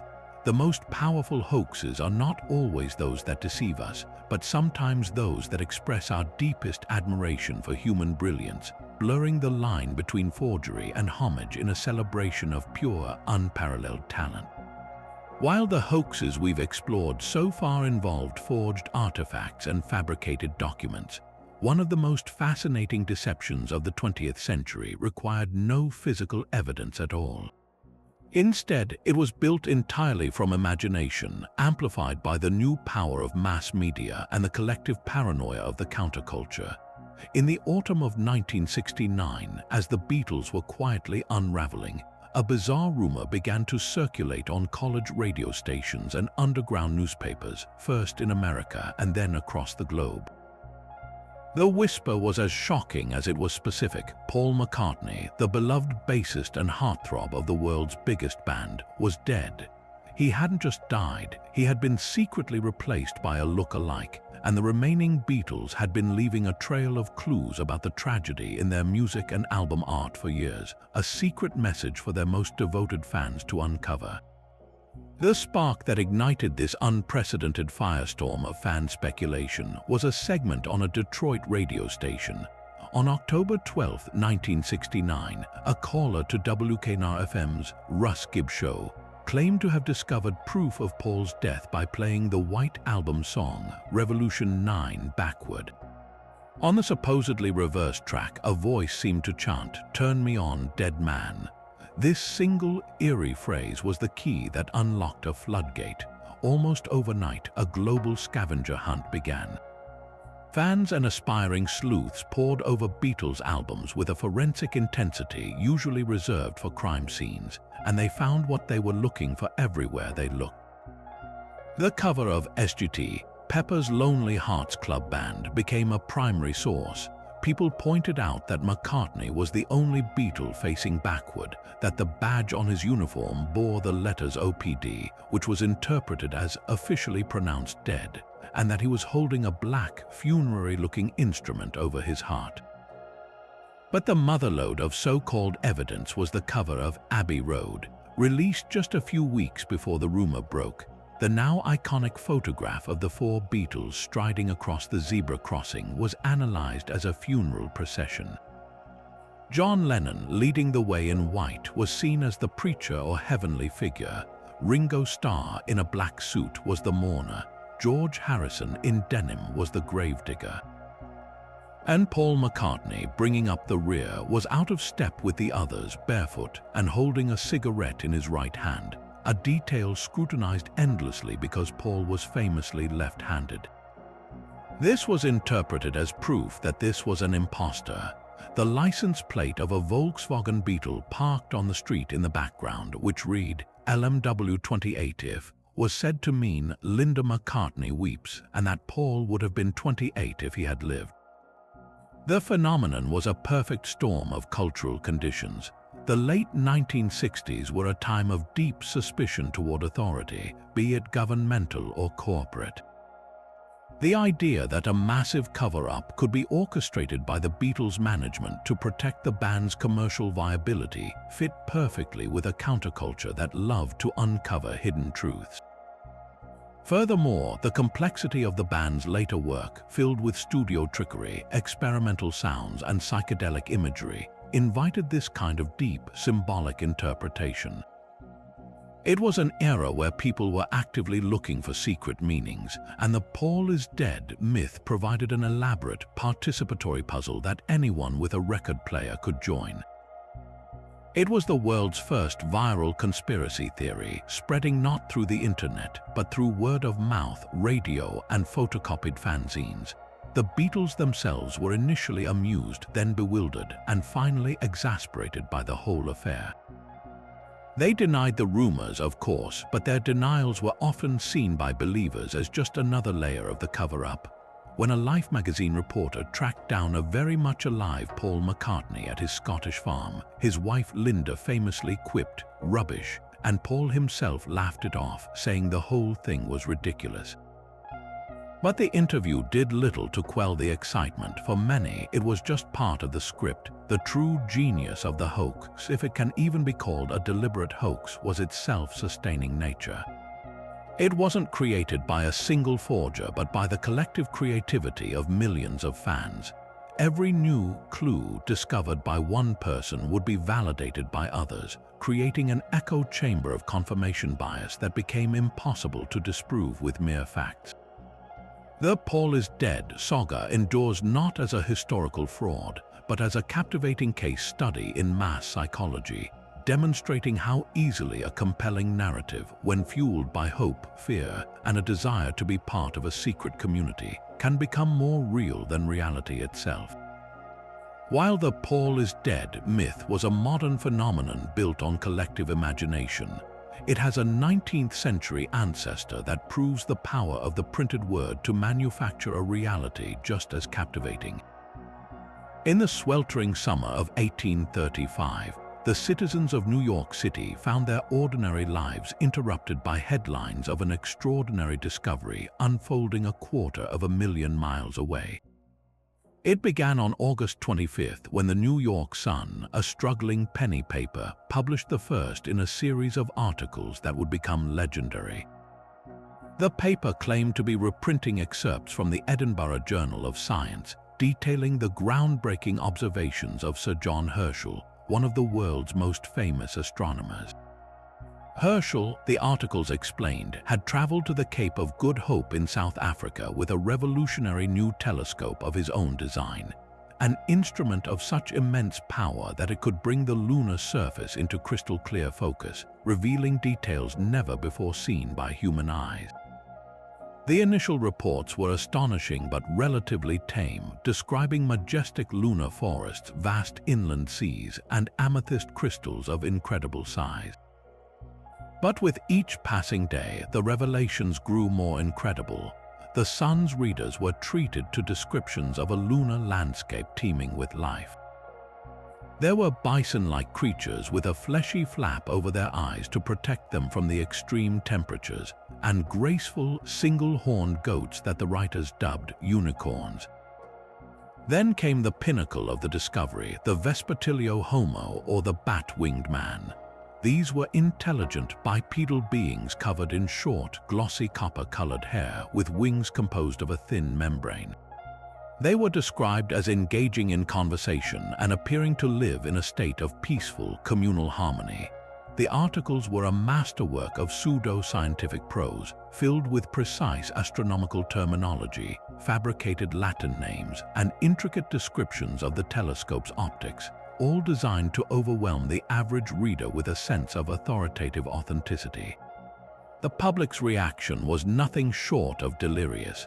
The Sun's circulation skyrocketed, becoming the largest in the world at the time. The stories were reprinted in newspapers across the country and in Europe, and lectures were given to packed halls summarizing the incredible findings. The hoax tapped perfectly into the spirit of the age. The 1830s were a time of immense scientific and technological progress, with new discoveries seeming to arrive daily. The public was primed to believe that such a feat was possible, and the use of Herschel's reputable name lent the story an air of unimpeachable credibility. Crucially, communication across the Atlantic was slow. It would take weeks for a ship to carry a denial from the real Sir John Herschel, who was completely unaware of the fantastic tales being told in his name back in South Africa, where he was quietly conducting his actual, far less sensational astronomical work. The architect of this elaborate deception was Richard Adams Locke, a Sun reporter and a Cambridge-educated man. His motives were complex, blending commercial ambition with a subtle intellectual satire. While the hoax undoubtedly sold newspapers, Locke also intended it as a parody of the increasingly wild and speculative theories being published by some astronomers of the day, particularly the Reverend Thomas Dick, who had seriously calculated that the solar system could contain over 21 trillion inhabitants. Locke was poking fun at what he saw as unscientific credulity masquerading as scholarship. He later claimed he never expected the public to believe the stories so completely, underestimating the hunger for wonder and the powerful authority of scientific-sounding language in print. The Great Moon Hoax was a masterclass in understanding your audience, giving them not just a story, but an entire world to believe in, proving that the most effective deceptions are those that dress the fantastic in the impeccable clothing of fact. But while the Great Moon Hoax required readers to actively engage with a newspaper, our next story demonstrates a far more immediate and invasive form of deception, one that invaded the sanctity of the American home and exploited the intimate power of a brand new medium. On the evening of October 30th, 1938, a sense of unease was already settling across the United States. The nation was still mired in the Great Depression, and in Europe, the ominous threat of Nazi Germany was building toward what seemed an inevitable war. It was against this backdrop of collective anxiety that millions of Americans tuned their radios to the Columbia Broadcasting System for a night of entertainment. What they heard, however, would soon feel like anything but a performance. The program was the Mercury Theatre on the air, and that night, its 23-year-old wunderkind director, Orson Welles, was presenting an adaptation of H.G. Wells's science fiction novel, The War of the Worlds. The broadcast began innocuously enough with a standard announcement and an introduction from the network. But then, Orson Welles and his team of writers, including the brilliant Howard Koch, employed a stroke of genius that would transform a classic story into a national event. They chose to present the invasion not as a straightforward narrative, but as a series of breaking news bulletins that interrupted a scheduled program of dance music. For the first few minutes, listeners heard a weather report and then a band playing from the Park Plaza Hotel. This normalcy was suddenly shattered by a newsflash announcing strange gas explosions observed on the surface of Mars. The realism was meticulously crafted. They used the names of real places like Grover's Mill, New Jersey, and real institutions like the Princeton Observatory.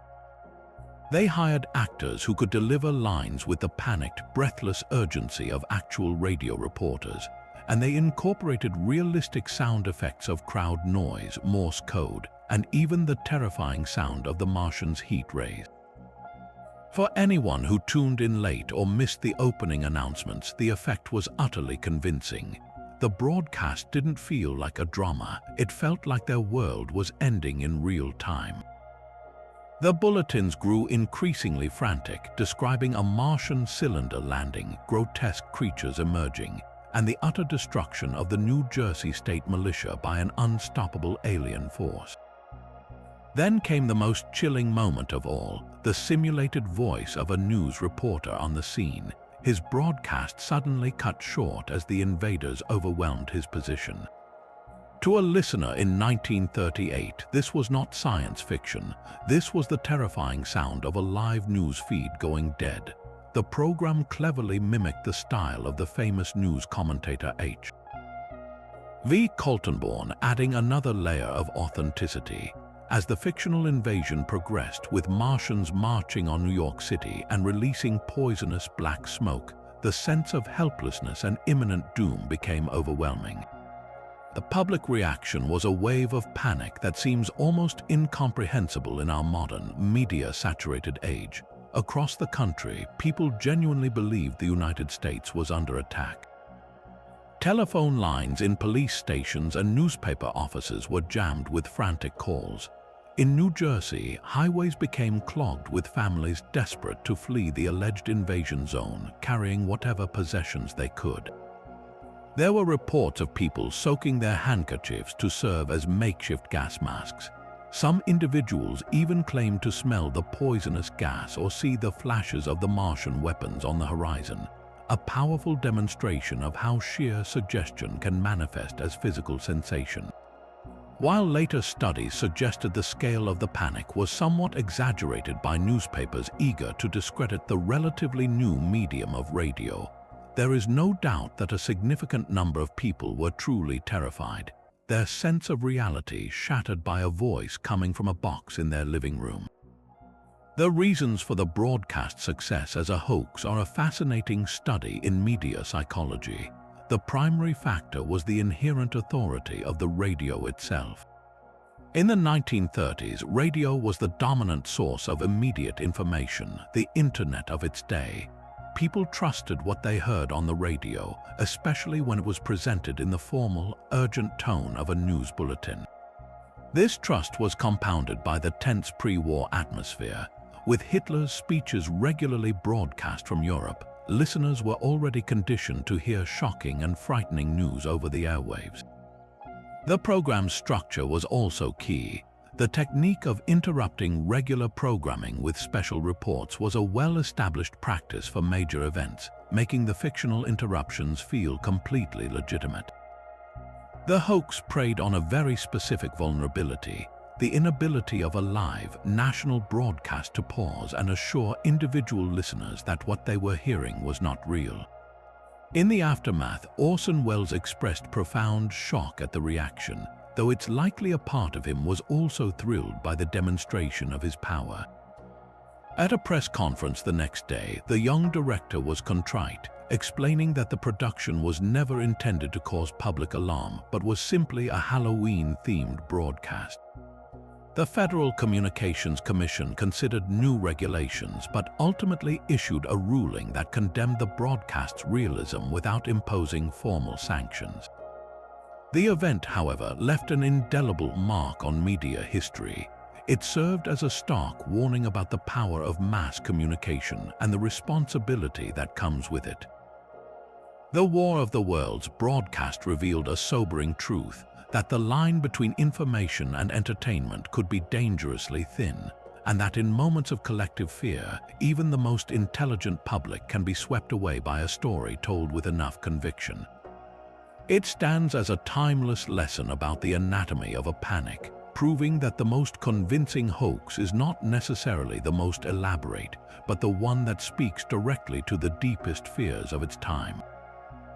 But the power of a well-told story to deceive a nation, as demonstrated by Orson Welles, finds a far more personal and audacious predecessor in an act of pure, unadulterated mischief aimed directly at the heart of British imperial pride. In the year 1910, the British Royal Navy was the most powerful maritime force on the planet, and its pride and joy was the revolutionary battleship HMS Dreadnought.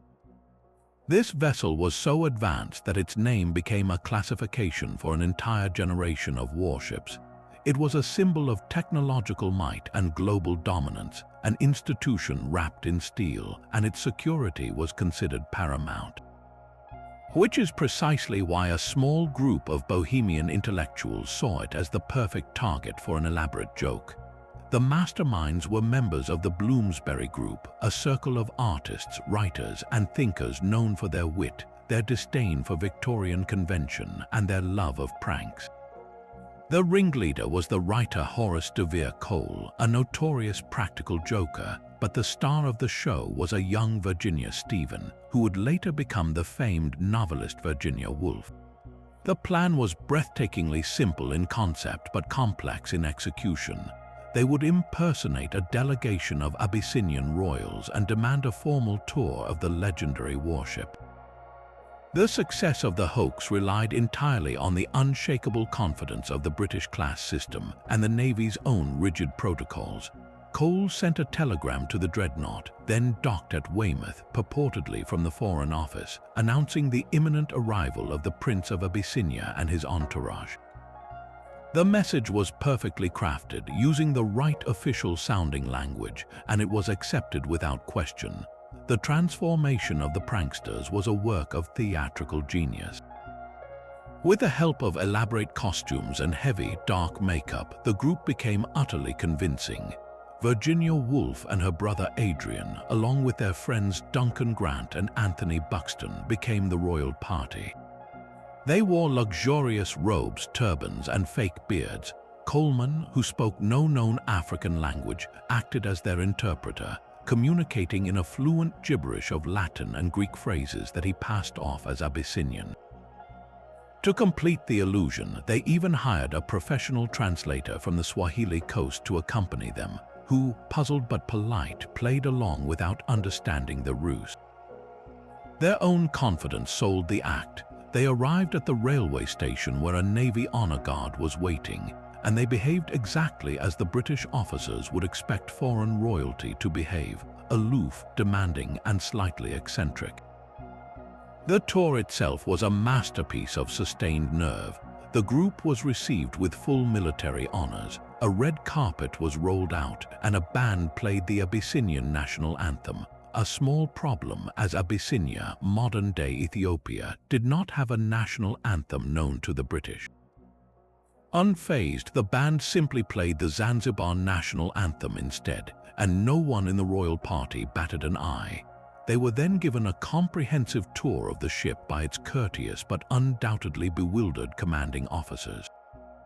The pranksters examined the gleaming decks, the massive guns, and the advanced technology with an air of regal disinterest, occasionally exchanging approving comments in their fabricated language.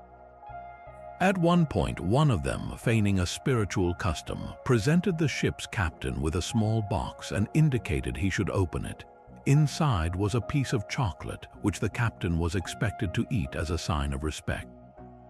He did so without hesitation. The sheer absurdity of the situation, played with a completely straight face by all involved, is what gives the hoax its enduring comic power.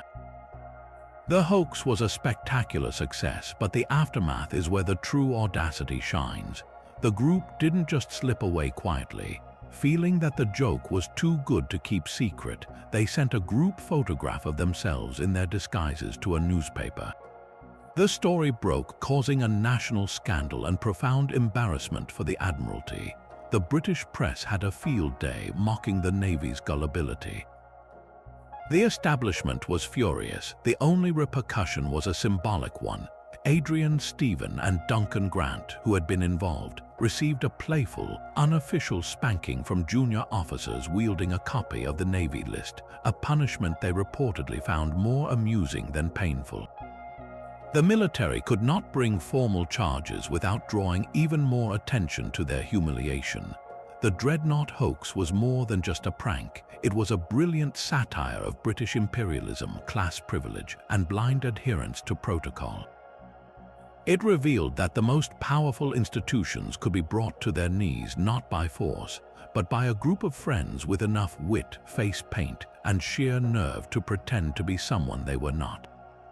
It stands as a triumphant reminder that sometimes the most effective way to challenge authority is not with a protest but with a perfectly executed punchline. Yet another hoax would soon expose a very different kind of vulnerability, this time not in a museum or a government archive, but within the hallowed, jargon-filled halls of academia itself. By the mid-1990s, a growing tension had been simmering between the sciences and the humanities, a culture war over the nature of truth and knowledge. On one side were scientists who championed empirical evidence and objective reality. On the other were influential strands of postmodernist thought within cultural studies that argued that even scientific facts were ultimately social constructions, shaped by language, power dynamics, and cultural biases. Into this ideological battlefield stepped Alan Sokal, a physicist at New York University, who decided to test the intellectual rigor of certain humanities journals with a simple yet devastating experiment. Sokal's plan was a work of subversive genius. He would write a paper that was deliberately nonsensical, filled with trendy postmodern jargon and grandiose but meaningless claims about physics, and submit it to a leading cultural studies journal, Social Text, which was preparing a special issue on the so-called science wars. The resulting article, titled "Transgressing the Boundaries Towards a Transformative Hermeneutics of Quantum Gravity," was a masterpiece of impenetrable prose. It argued that quantum gravity was not a scientific field but a social and linguistic construct, liberally sprinkling in quotes from famous French philosophers and confidently asserting that physical reality is at bottom a social and linguistic construct. The paper was a carefully constructed house of cards, built entirely from fashionable buzzwords, flattering references to the journal's editorial board, and conclusions that perfectly aligned with a postmodernist worldview. Crucially, every single scientific statement in the paper was either outright false, profoundly misunderstood, or completely meaningless. The most astonishing part of the story is that it worked. Despite the paper's glaring incoherence to anyone with a basic understanding of physics, the editors of Social Text accepted and published it in their spring/summer 1996 issue. They had not sent it for peer review by a scientist, seemingly because it confirmed their own theoretical preconceptions so perfectly. Sokal then revealed the hoax in another journal, Lingua Franca, explaining that the paper was a deliberate parody and that its acceptance demonstrated that certain sectors of the academic left had become so enamored with complex-sounding language that they had abandoned any semblance of critical thinking. The affair ignited a firestorm of controversy that spilled out of academia and into the mainstream press. Supporters of Sokol hailed him as a hero for exposing what they saw as rampant intellectual charlatanism. They argued that the hoax proved that entire fields of study had become insulated echo chambers where nonsensical ideas were celebrated as long as they were dressed up in the right theoretical language. The backlash from the humanities side was fierce and often defensive. The editors of social text argued that Sokol had acted in bad faith, betraying a trust and engaging in a cheap stunt rather than genuine scholarly debate. They claimed that while they may have been fooled, the hoax did not invalidate the entire project of critiquing science from a cultural perspective. Some suggested that Sokol's real target should have been the poor peer review standards of one journal, not an entire intellectual movement. The Sokol affair, as it became known, forced a long overdue and often painful conversation about academic integrity, the responsibility of scholars to understand the fields they critique, and the dangerous allure of obscurantist language. It raised a fundamental question: when does sophisticated theoretical analysis cross the line into pure gibberish that serves only to intimidate rather than illuminate? The hoax's legacy is a lasting cautionary tale about the importance of intellectual humility and the need for clear communication across disciplines, reminding us that the most insidious deceptions are not always about fake artifacts, but about the empty elegance of words without meaning. But perhaps no single forged document has ever wielded as much direct and enduring political power as one that emerged from the papal archives in the 8th century.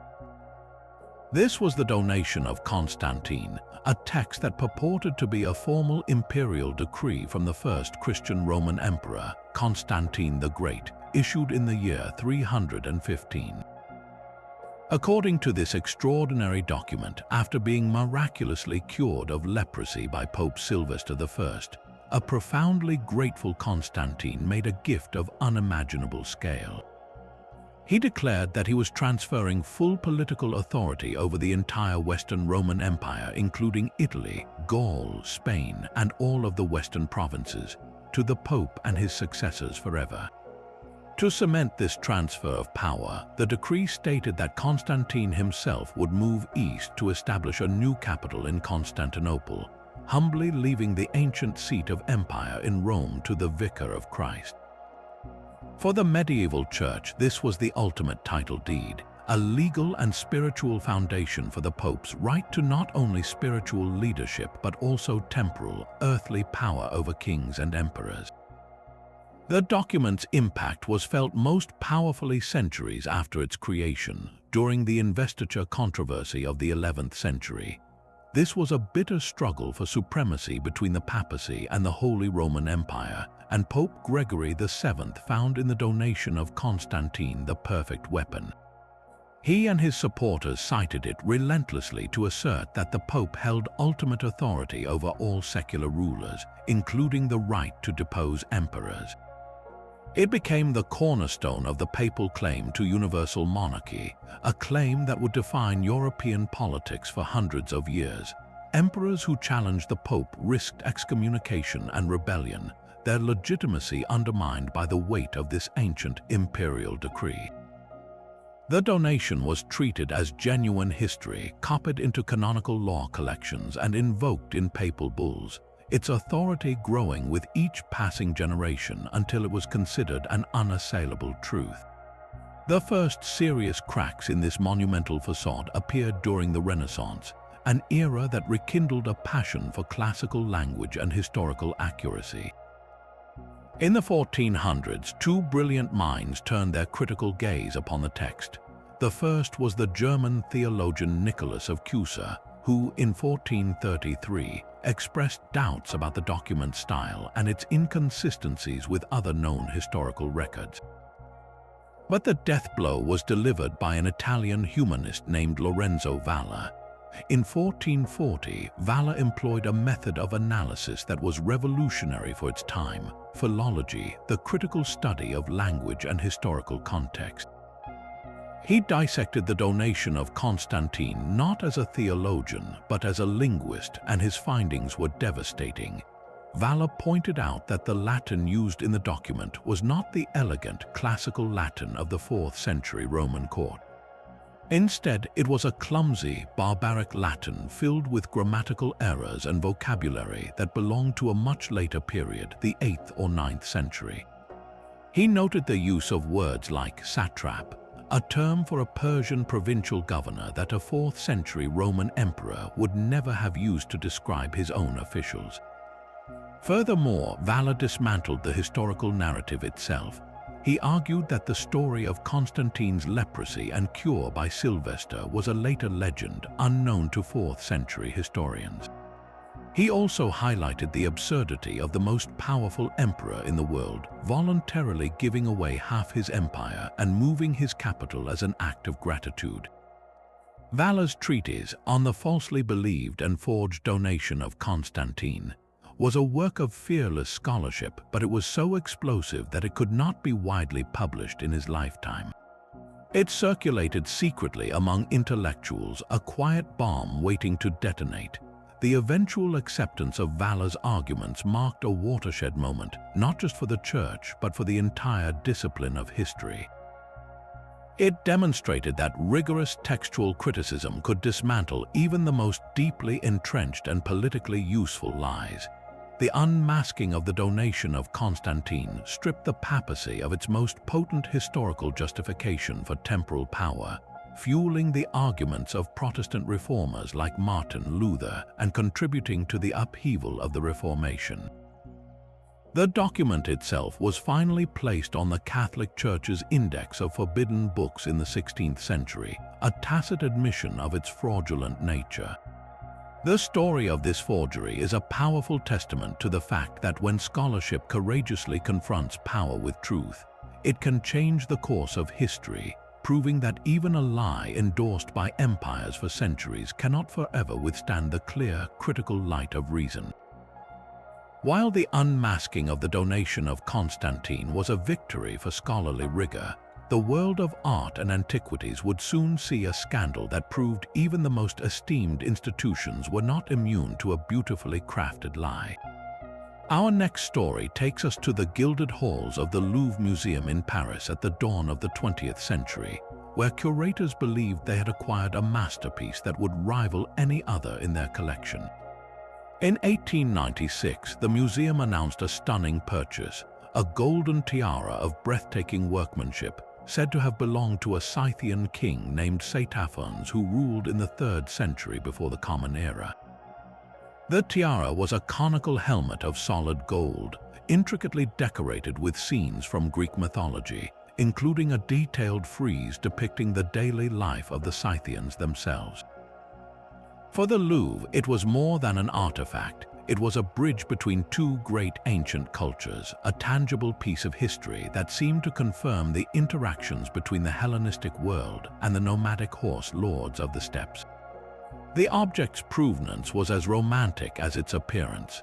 It was said to have been discovered during excavations in the Greek colony of Olbia on the northern coast of the Black Sea, a region steeped in the legend of the Scythians. The museum's experts were captivated. They authenticated the tiara based on its style and the inscriptions in Greek that adorned it, which indeed named King Saitaphernes. The acquisition was celebrated as a major coup, and the tiara was put on prominent display, a glittering testament to the Louvre's discerning eye and its commitment to preserving the world's cultural heritage. It was a source of immense national pride, a jewel in the crown of France's premier museum, and for nearly a decade, its authenticity went largely unquestioned by the public and many in the academic world. The first significant crack in this golden facade appeared not from within the museum's walls, but from the studio of a sharp-eyed artist. Adolf Furtwängler, a renowned German archaeologist and art historian, was one of the first to voice serious doubts. He was soon joined by a French sculptor and art expert named Gustave Schlumberger. What they saw in the tiara was not the hand of an ancient Greek goldsmith, but a pastiche of styles that betrayed its modern origins. The figures depicted were not rendered in the pure classical style of the 3rd century B.C.E., Instead, they seemed heavily influenced by the more sentimental and decorative art popular in the late 19th century. The scenes were too neat, too perfectly composed, lacking the subtle imperfections and stylistic consistency of a genuine ancient piece. It was, as one critic would later remark, as if someone had tried to create the idea of a Greek artifact rather than the artifact itself. The pressure mounted, and the Louvre was forced to confront the growing skepticism. A formal investigation was launched, and the truth, when it finally emerged, was a masterpiece of deception in its own right. The tiara was not the product of ancient Scythian royalty, but of a family of master goldsmiths from the Russian city of Odessa. The forger was Israel Rauchamovsky, a highly skilled artisan who had been commissioned in 1895 by a scheming antiques dealer. The dealer had provided Rauchamovsky with a detailed description of what he wanted, including the specific inscription and themes, presenting it as a gift for a fictitious archaeologist friend. Rauchamovsky, completely unaware that his work was intended to defraud a major museum, had simply executed the commission with breathtaking skill, pouring his knowledge of ancient art into creating a beautiful object. He had no idea his creation was headed for the Louvre until the scandal broke. The museum's humiliation was complete when Rauchamovsky himself traveled to Paris in 1903. To prove his authorship beyond any doubt, he was brought before a panel of experts and with simple tools demonstrated his technique, even creating a small section of the tiara's intricate pattern on the spot. His skill was so evident, his explanation so precise that all remaining doubts vanished. The Louvre had been utterly fooled, and the tiara of Saitaphernes was quietly removed from display and relegated to storage, a lasting monument to institutional embarrassment. The scandal sent shockwaves through the art world, forcing museums everywhere to re-evaluate their authentication processes and becoming a cautionary tale about the dangers of letting desire for a prestigious acquisition override meticulous scholarly caution. It was a stark reminder that a forgery's success depends not only on the skill of the maker, but also on the eager willingness of the experts to believe. Of all the historical hoaxes we have explored, few have seeped as deeply into the modern imagination as the idea of the mummy's curse. While it wasn't a single, orchestrated forgery like the Piltdown Man or the protocols of the Elders of Zion, the curse of Tutankhamun stands as a powerful example of a myth manufactured from a potent cocktail of coincidence, media sensationalism, and our timeless fascination with the supernatural. The story begins not in the dusty silence of a tomb, but in the frenzied excitement surrounding one of the greatest archaeological discoveries of all time. In November 1922, after years of meticulous work, the British Egyptologist Howard Carter, backed by his wealthy patron Lord Carnarvon, broke through a sealed doorway in the Valley of the Kings and peered into the intact tomb of the boy pharaoh Tutankhamun. What he saw, as he later famously recounted, were wonderful things, a treasure trove of golden artifacts and ancient riches that had lain undisturbed for over 3,000 years. The world was instantly captivated, but this wave of awe would soon be shadowed by a narrative of dread. The spark for the curse legend was a real, though likely apocryphal, inscription. Shortly after the tomb's opening, stories began to circulate about a clay tablet supposedly found at the entrance, bearing a chilling warning: "Death shall come on swift wings to him who disturbs the peace of the king." While Egyptologists immediately disputed its existence, and Carter himself insisted he had found no such thing, the idea was too tantalizing for the press to ignore. It tapped into a Victorian-era obsession with spiritualism and the occult, a lingering fear that the ancient world held secrets best left buried. The curse needed a victim to give it credibility, and tragically, one was soon provided. Just a few months after the opening, in April 1923, Lord Carnarvon died in Cairo from blood poisoning, the result of an infected mosquito bite. He was the expedition's financial backer, the public face of the discovery, and his sudden, seemingly inexplicable death at the age of 56 was the perfect fuel for the burgeoning myth. Newspapers across the globe pounced on the story, explicitly linking his fate to the pharaoh's vengeance. What followed was a textbook case of confirmation bias on a global scale. Every subsequent misfortune or death of anyone remotely connected to the expedition was seized upon as further proof of the curse. A list of the cursed was compiled, including an American millionaire who visited the tomb and died of pneumonia shortly after, a radiologist who X-rayed the mummy and succumbed to an unknown illness, and even Carnarvon's dog, which reportedly howled and dropped dead at his country estate in England at the exact moment of its master's death. The press, particularly the British and American tabloids, wove these disparate events into a compelling narrative of supernatural retribution, ignoring the fact that the vast majority of the people present at the tomb's opening, including Howard Carter himself, lived long and healthy lives. Carter, the man who had physically violated the pharaoh's rest more than anyone, lived for another 16 years, dying of natural causes at the age of 64. The real explanation for the so-called curse is a mixture of simple probability and more complex scientific theories. When you consider the sheer number of people involved in the excavation and the subsequent handling of the artifacts, archaeologists, laborers, conservators, dignitaries, it is statistically likely that some would die in the years following the discovery from entirely ordinary causes.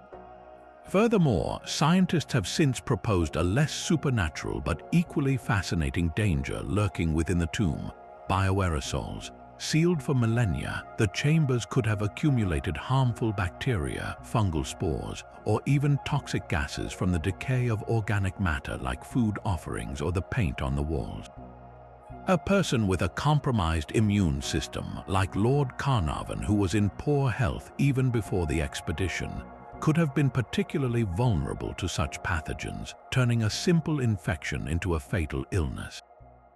This theory provides a plausible, naturalistic cause for the illness that struck down the expedition's patron, transforming the mysterious curse into a matter of ancient bacteriology. Ultimately, the enduring power of the mummy's curse reveals less about ancient Egypt and more about the 20th century media and the human psyche. The myth was a creation of the new, mass circulation newspaper industry, which understood that a story about a supernatural curse would sell far more copies than a dry account of archaeological methodology. It was a perfect storm of timing, tragedy, and our innate tendency to find patterns, especially malevolent ones, in random events. The curse of Tutankhamun persists because it fulfills a deep-seated narrative need. It adds a layer of dark romance to archaeology, transforming scientists into daring adventurers tempting fate. It serves as a cautionary tale, not about angering pharaohs, but about the dangers of allowing sensationalism to override reason, reminding us that the most captivating stories are often those we choose to believe, even when the evidence points to a far more mundane, yet equally compelling truth. Yet for all the institutional deceptions and manufactured curses, perhaps the most purely joyful hoax in history was one designed for no other reason than to create a single day of magnificent, unadulterated chaos. In the bustling London of 1810, a young man named Theodore Hook, famed for his wit, his musical talent, and his boundless appetite for mischief, made a wager that would become the stuff of legend. He bet a friend that he could transform an ordinary, respectable address into the most famous house in all of London, if only for 24 hours. The target he selected was the home of a Mrs. Tottenham, a well-to-do widow living at 54 Berners Street, a woman who had apparently slighted Hook in some minor social affair. What followed was not a forgery or a fake artifact, but a logistical masterpiece of comedic terrorism. A prank that weaponized the burgeoning bureaucracy of a modern city against one of its own unsuspecting citizens. Hook's genius lay in his understanding of human nature and the power of official-looking correspondence. In the weeks leading up to the chosen day, he embarked on a writing campaign of staggering proportions. From a rented room directly across the street from Mrs. Tottenham's home, he penned and posted thousands of letters, each one an invitation, an order, or a summons. He wrote to every imaginable tradesperson and professional in the city, commissioning their services for the address on Berners Street. He ordered dozens of pianos from different makers, along with teams of tuners to prepare them. He requested deliveries of coal, wine, furniture, and fine carpets. He summoned an army of London's most distinguished figures. He sent for the Lord Mayor of London, the Archbishop of Canterbury, the Governor of the Bank of England, and the Duke of Gloucester. He even requested the presence of the entire directing committee of the Dulwich College, ensuring that the highest echelons of society, commerce, and the church would all converge on the same modest doorstep. The morning of November 27, 1810, began quietly enough, but by mid-morning, Berners Street had descended into absolute pandemonium. The first to arrive were the delivery carts, laden with goods that nobody had ordered. Soon, they were joined by a procession of London's most skilled craftsmen, clockmakers, cabinet makers, and tailors, all expecting to provide their services. Then came the professional classes, teams of lawyers, physicians, and priests, all answering urgent but entirely fictitious calls for their assistance. The narrow street became a tangled, immobile snarl of horses, carriages, and handcarts. The cacophony was deafening, a symphony of shouted demands, whinnying horses, and the frustrated arguments of dozens of bewildered merchants and dignitaries. At the heart of the storm stood the bewildered Mrs. Tottenham, repeatedly trying to explain that she had requested none of it, her protests lost in the ever-growing tumult. The chaos reached its zenith when the most illustrious guests began to arrive. The Lord Mayor's official carriage, followed by that of the Archbishop, attempted to push through the throng, only adding to the gridlock and the public spectacle. The situation became so dire that the authorities were finally called. When the constables arrived, they were met not with a crime, but with a wave of perfectly legitimate, albeit fraudulent, paperwork. Every person clogging the street had a letter authorizing their presence. The police could only add to the confusion, unable to arrest half of London for simply showing up to work. Throughout the entire day, Theodore Hook watched the glorious results of his handiwork from his window across the street, reportedly roaring with laughter alongside his co-conspirators as the city he had duped ground to a halt before his eyes. While the Berners Street hoax was eventually traced back to Hook, the public reaction was more one of awestruck admiration than condemnation. He was briefly questioned by magistrates but faced no serious legal consequences, as no single law could adequately cover the sheer scale of his inventive mischief. The hoax cemented his reputation as the ultimate Regency rogue, a celebrity of scandal. Its legacy is a testament to the timeless appeal of a prank executed with audacious precision, a reminder that before hoaxes were used for political gain or financial profit, they could be works of art in their own right, created for the simple, sublime pleasure of watching a perfectly laid plan unfold into glorious, uncontrollable chaos. From the gravel pits of Piltdown to the radio waves of Grover's Mill, from the papal archives to the pyramids of Egypt, the landscape of history is dotted with the magnificent ruins of lies we once believed.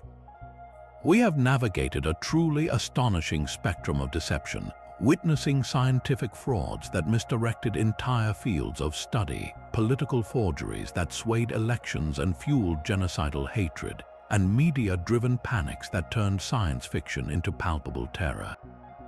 We have seen artistic forgeries that humbled great museums and playful pranks that mocked the most powerful institutions on Earth. Each hoax, in its own unique way, holds up a mirror to the society it deceived, revealing not the cunning of the forger alone, but the vulnerabilities of the moment. Despite their incredible diversity, these 25 stories are bound together by powerful, common threads. At the heart of every successful hoax lies a fundamental aspect of human psychology, our profound gullibility.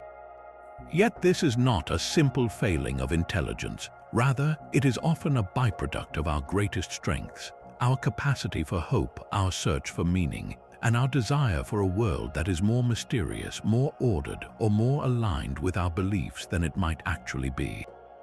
The Cardiff Giant succeeded because it offered biblical literalists tangible proof. The Cottingley Fairies captivated a world desperate for magic after the horrors of war. The Taciday hoax flourished because anthropologists yearned for a living example of peaceful, primitive innocence. In every case, the deception found fertile ground in a pre-existing need to believe. This leads to the second unifying force, the irresistible power of a well-told story. A hoax is never just a fake object, it is a narrative. The Piltdown Man wasn't merely a skull, it was the story of British evolutionary primacy. The Zinoviev letter was a narrative of communist infiltration that resonated with deep-seated fears. Orson Welles' Broadcast was a story of invasion delivered with the terrifying immediacy of breaking news. The most masterful hoaxers are, at their core, brilliant storytellers who understand that a lie wrapped in a compelling narrative is far more persuasive than a simple, unadorned truth. They give us a plot, characters, and a sense of high stakes, inviting us to become participants in the drama rather than mere skeptics on the sidelines. So what does this grand tour of historical deception teach us? It is not a lesson in cynicism, urging us to distrust everything we see and hear. Instead, it is a profound lesson in intellectual humility. It reminds us that our perception of the past, and indeed our present, is fragile and easily manipulated. It underscores the critical importance of healthy skepticism, of questioning sources, and of following the evidence even when it leads to uncomfortable conclusions that challenge our cherished beliefs. The eventual exposés of these hoaxes are not just stories of failure. They are triumphs of curiosity, diligence, and the enduring human pursuit of truth.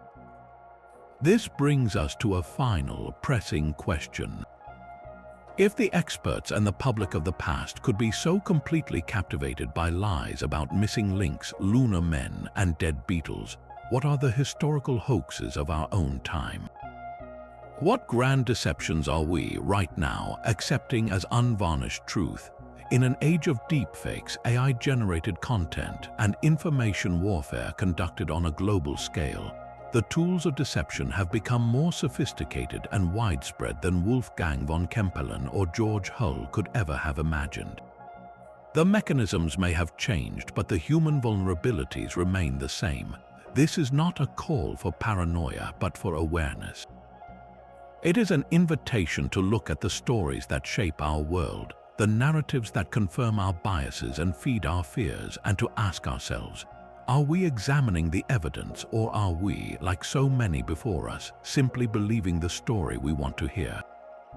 The greatest defense against the hoaxes of the future is an understanding of the hoaxes of the past. What historical deception fascinates or shocks you the most? Share your favorite in the comments below, and if you enjoyed this journey into the lies that shaped our world, be sure to subscribe for more mysteries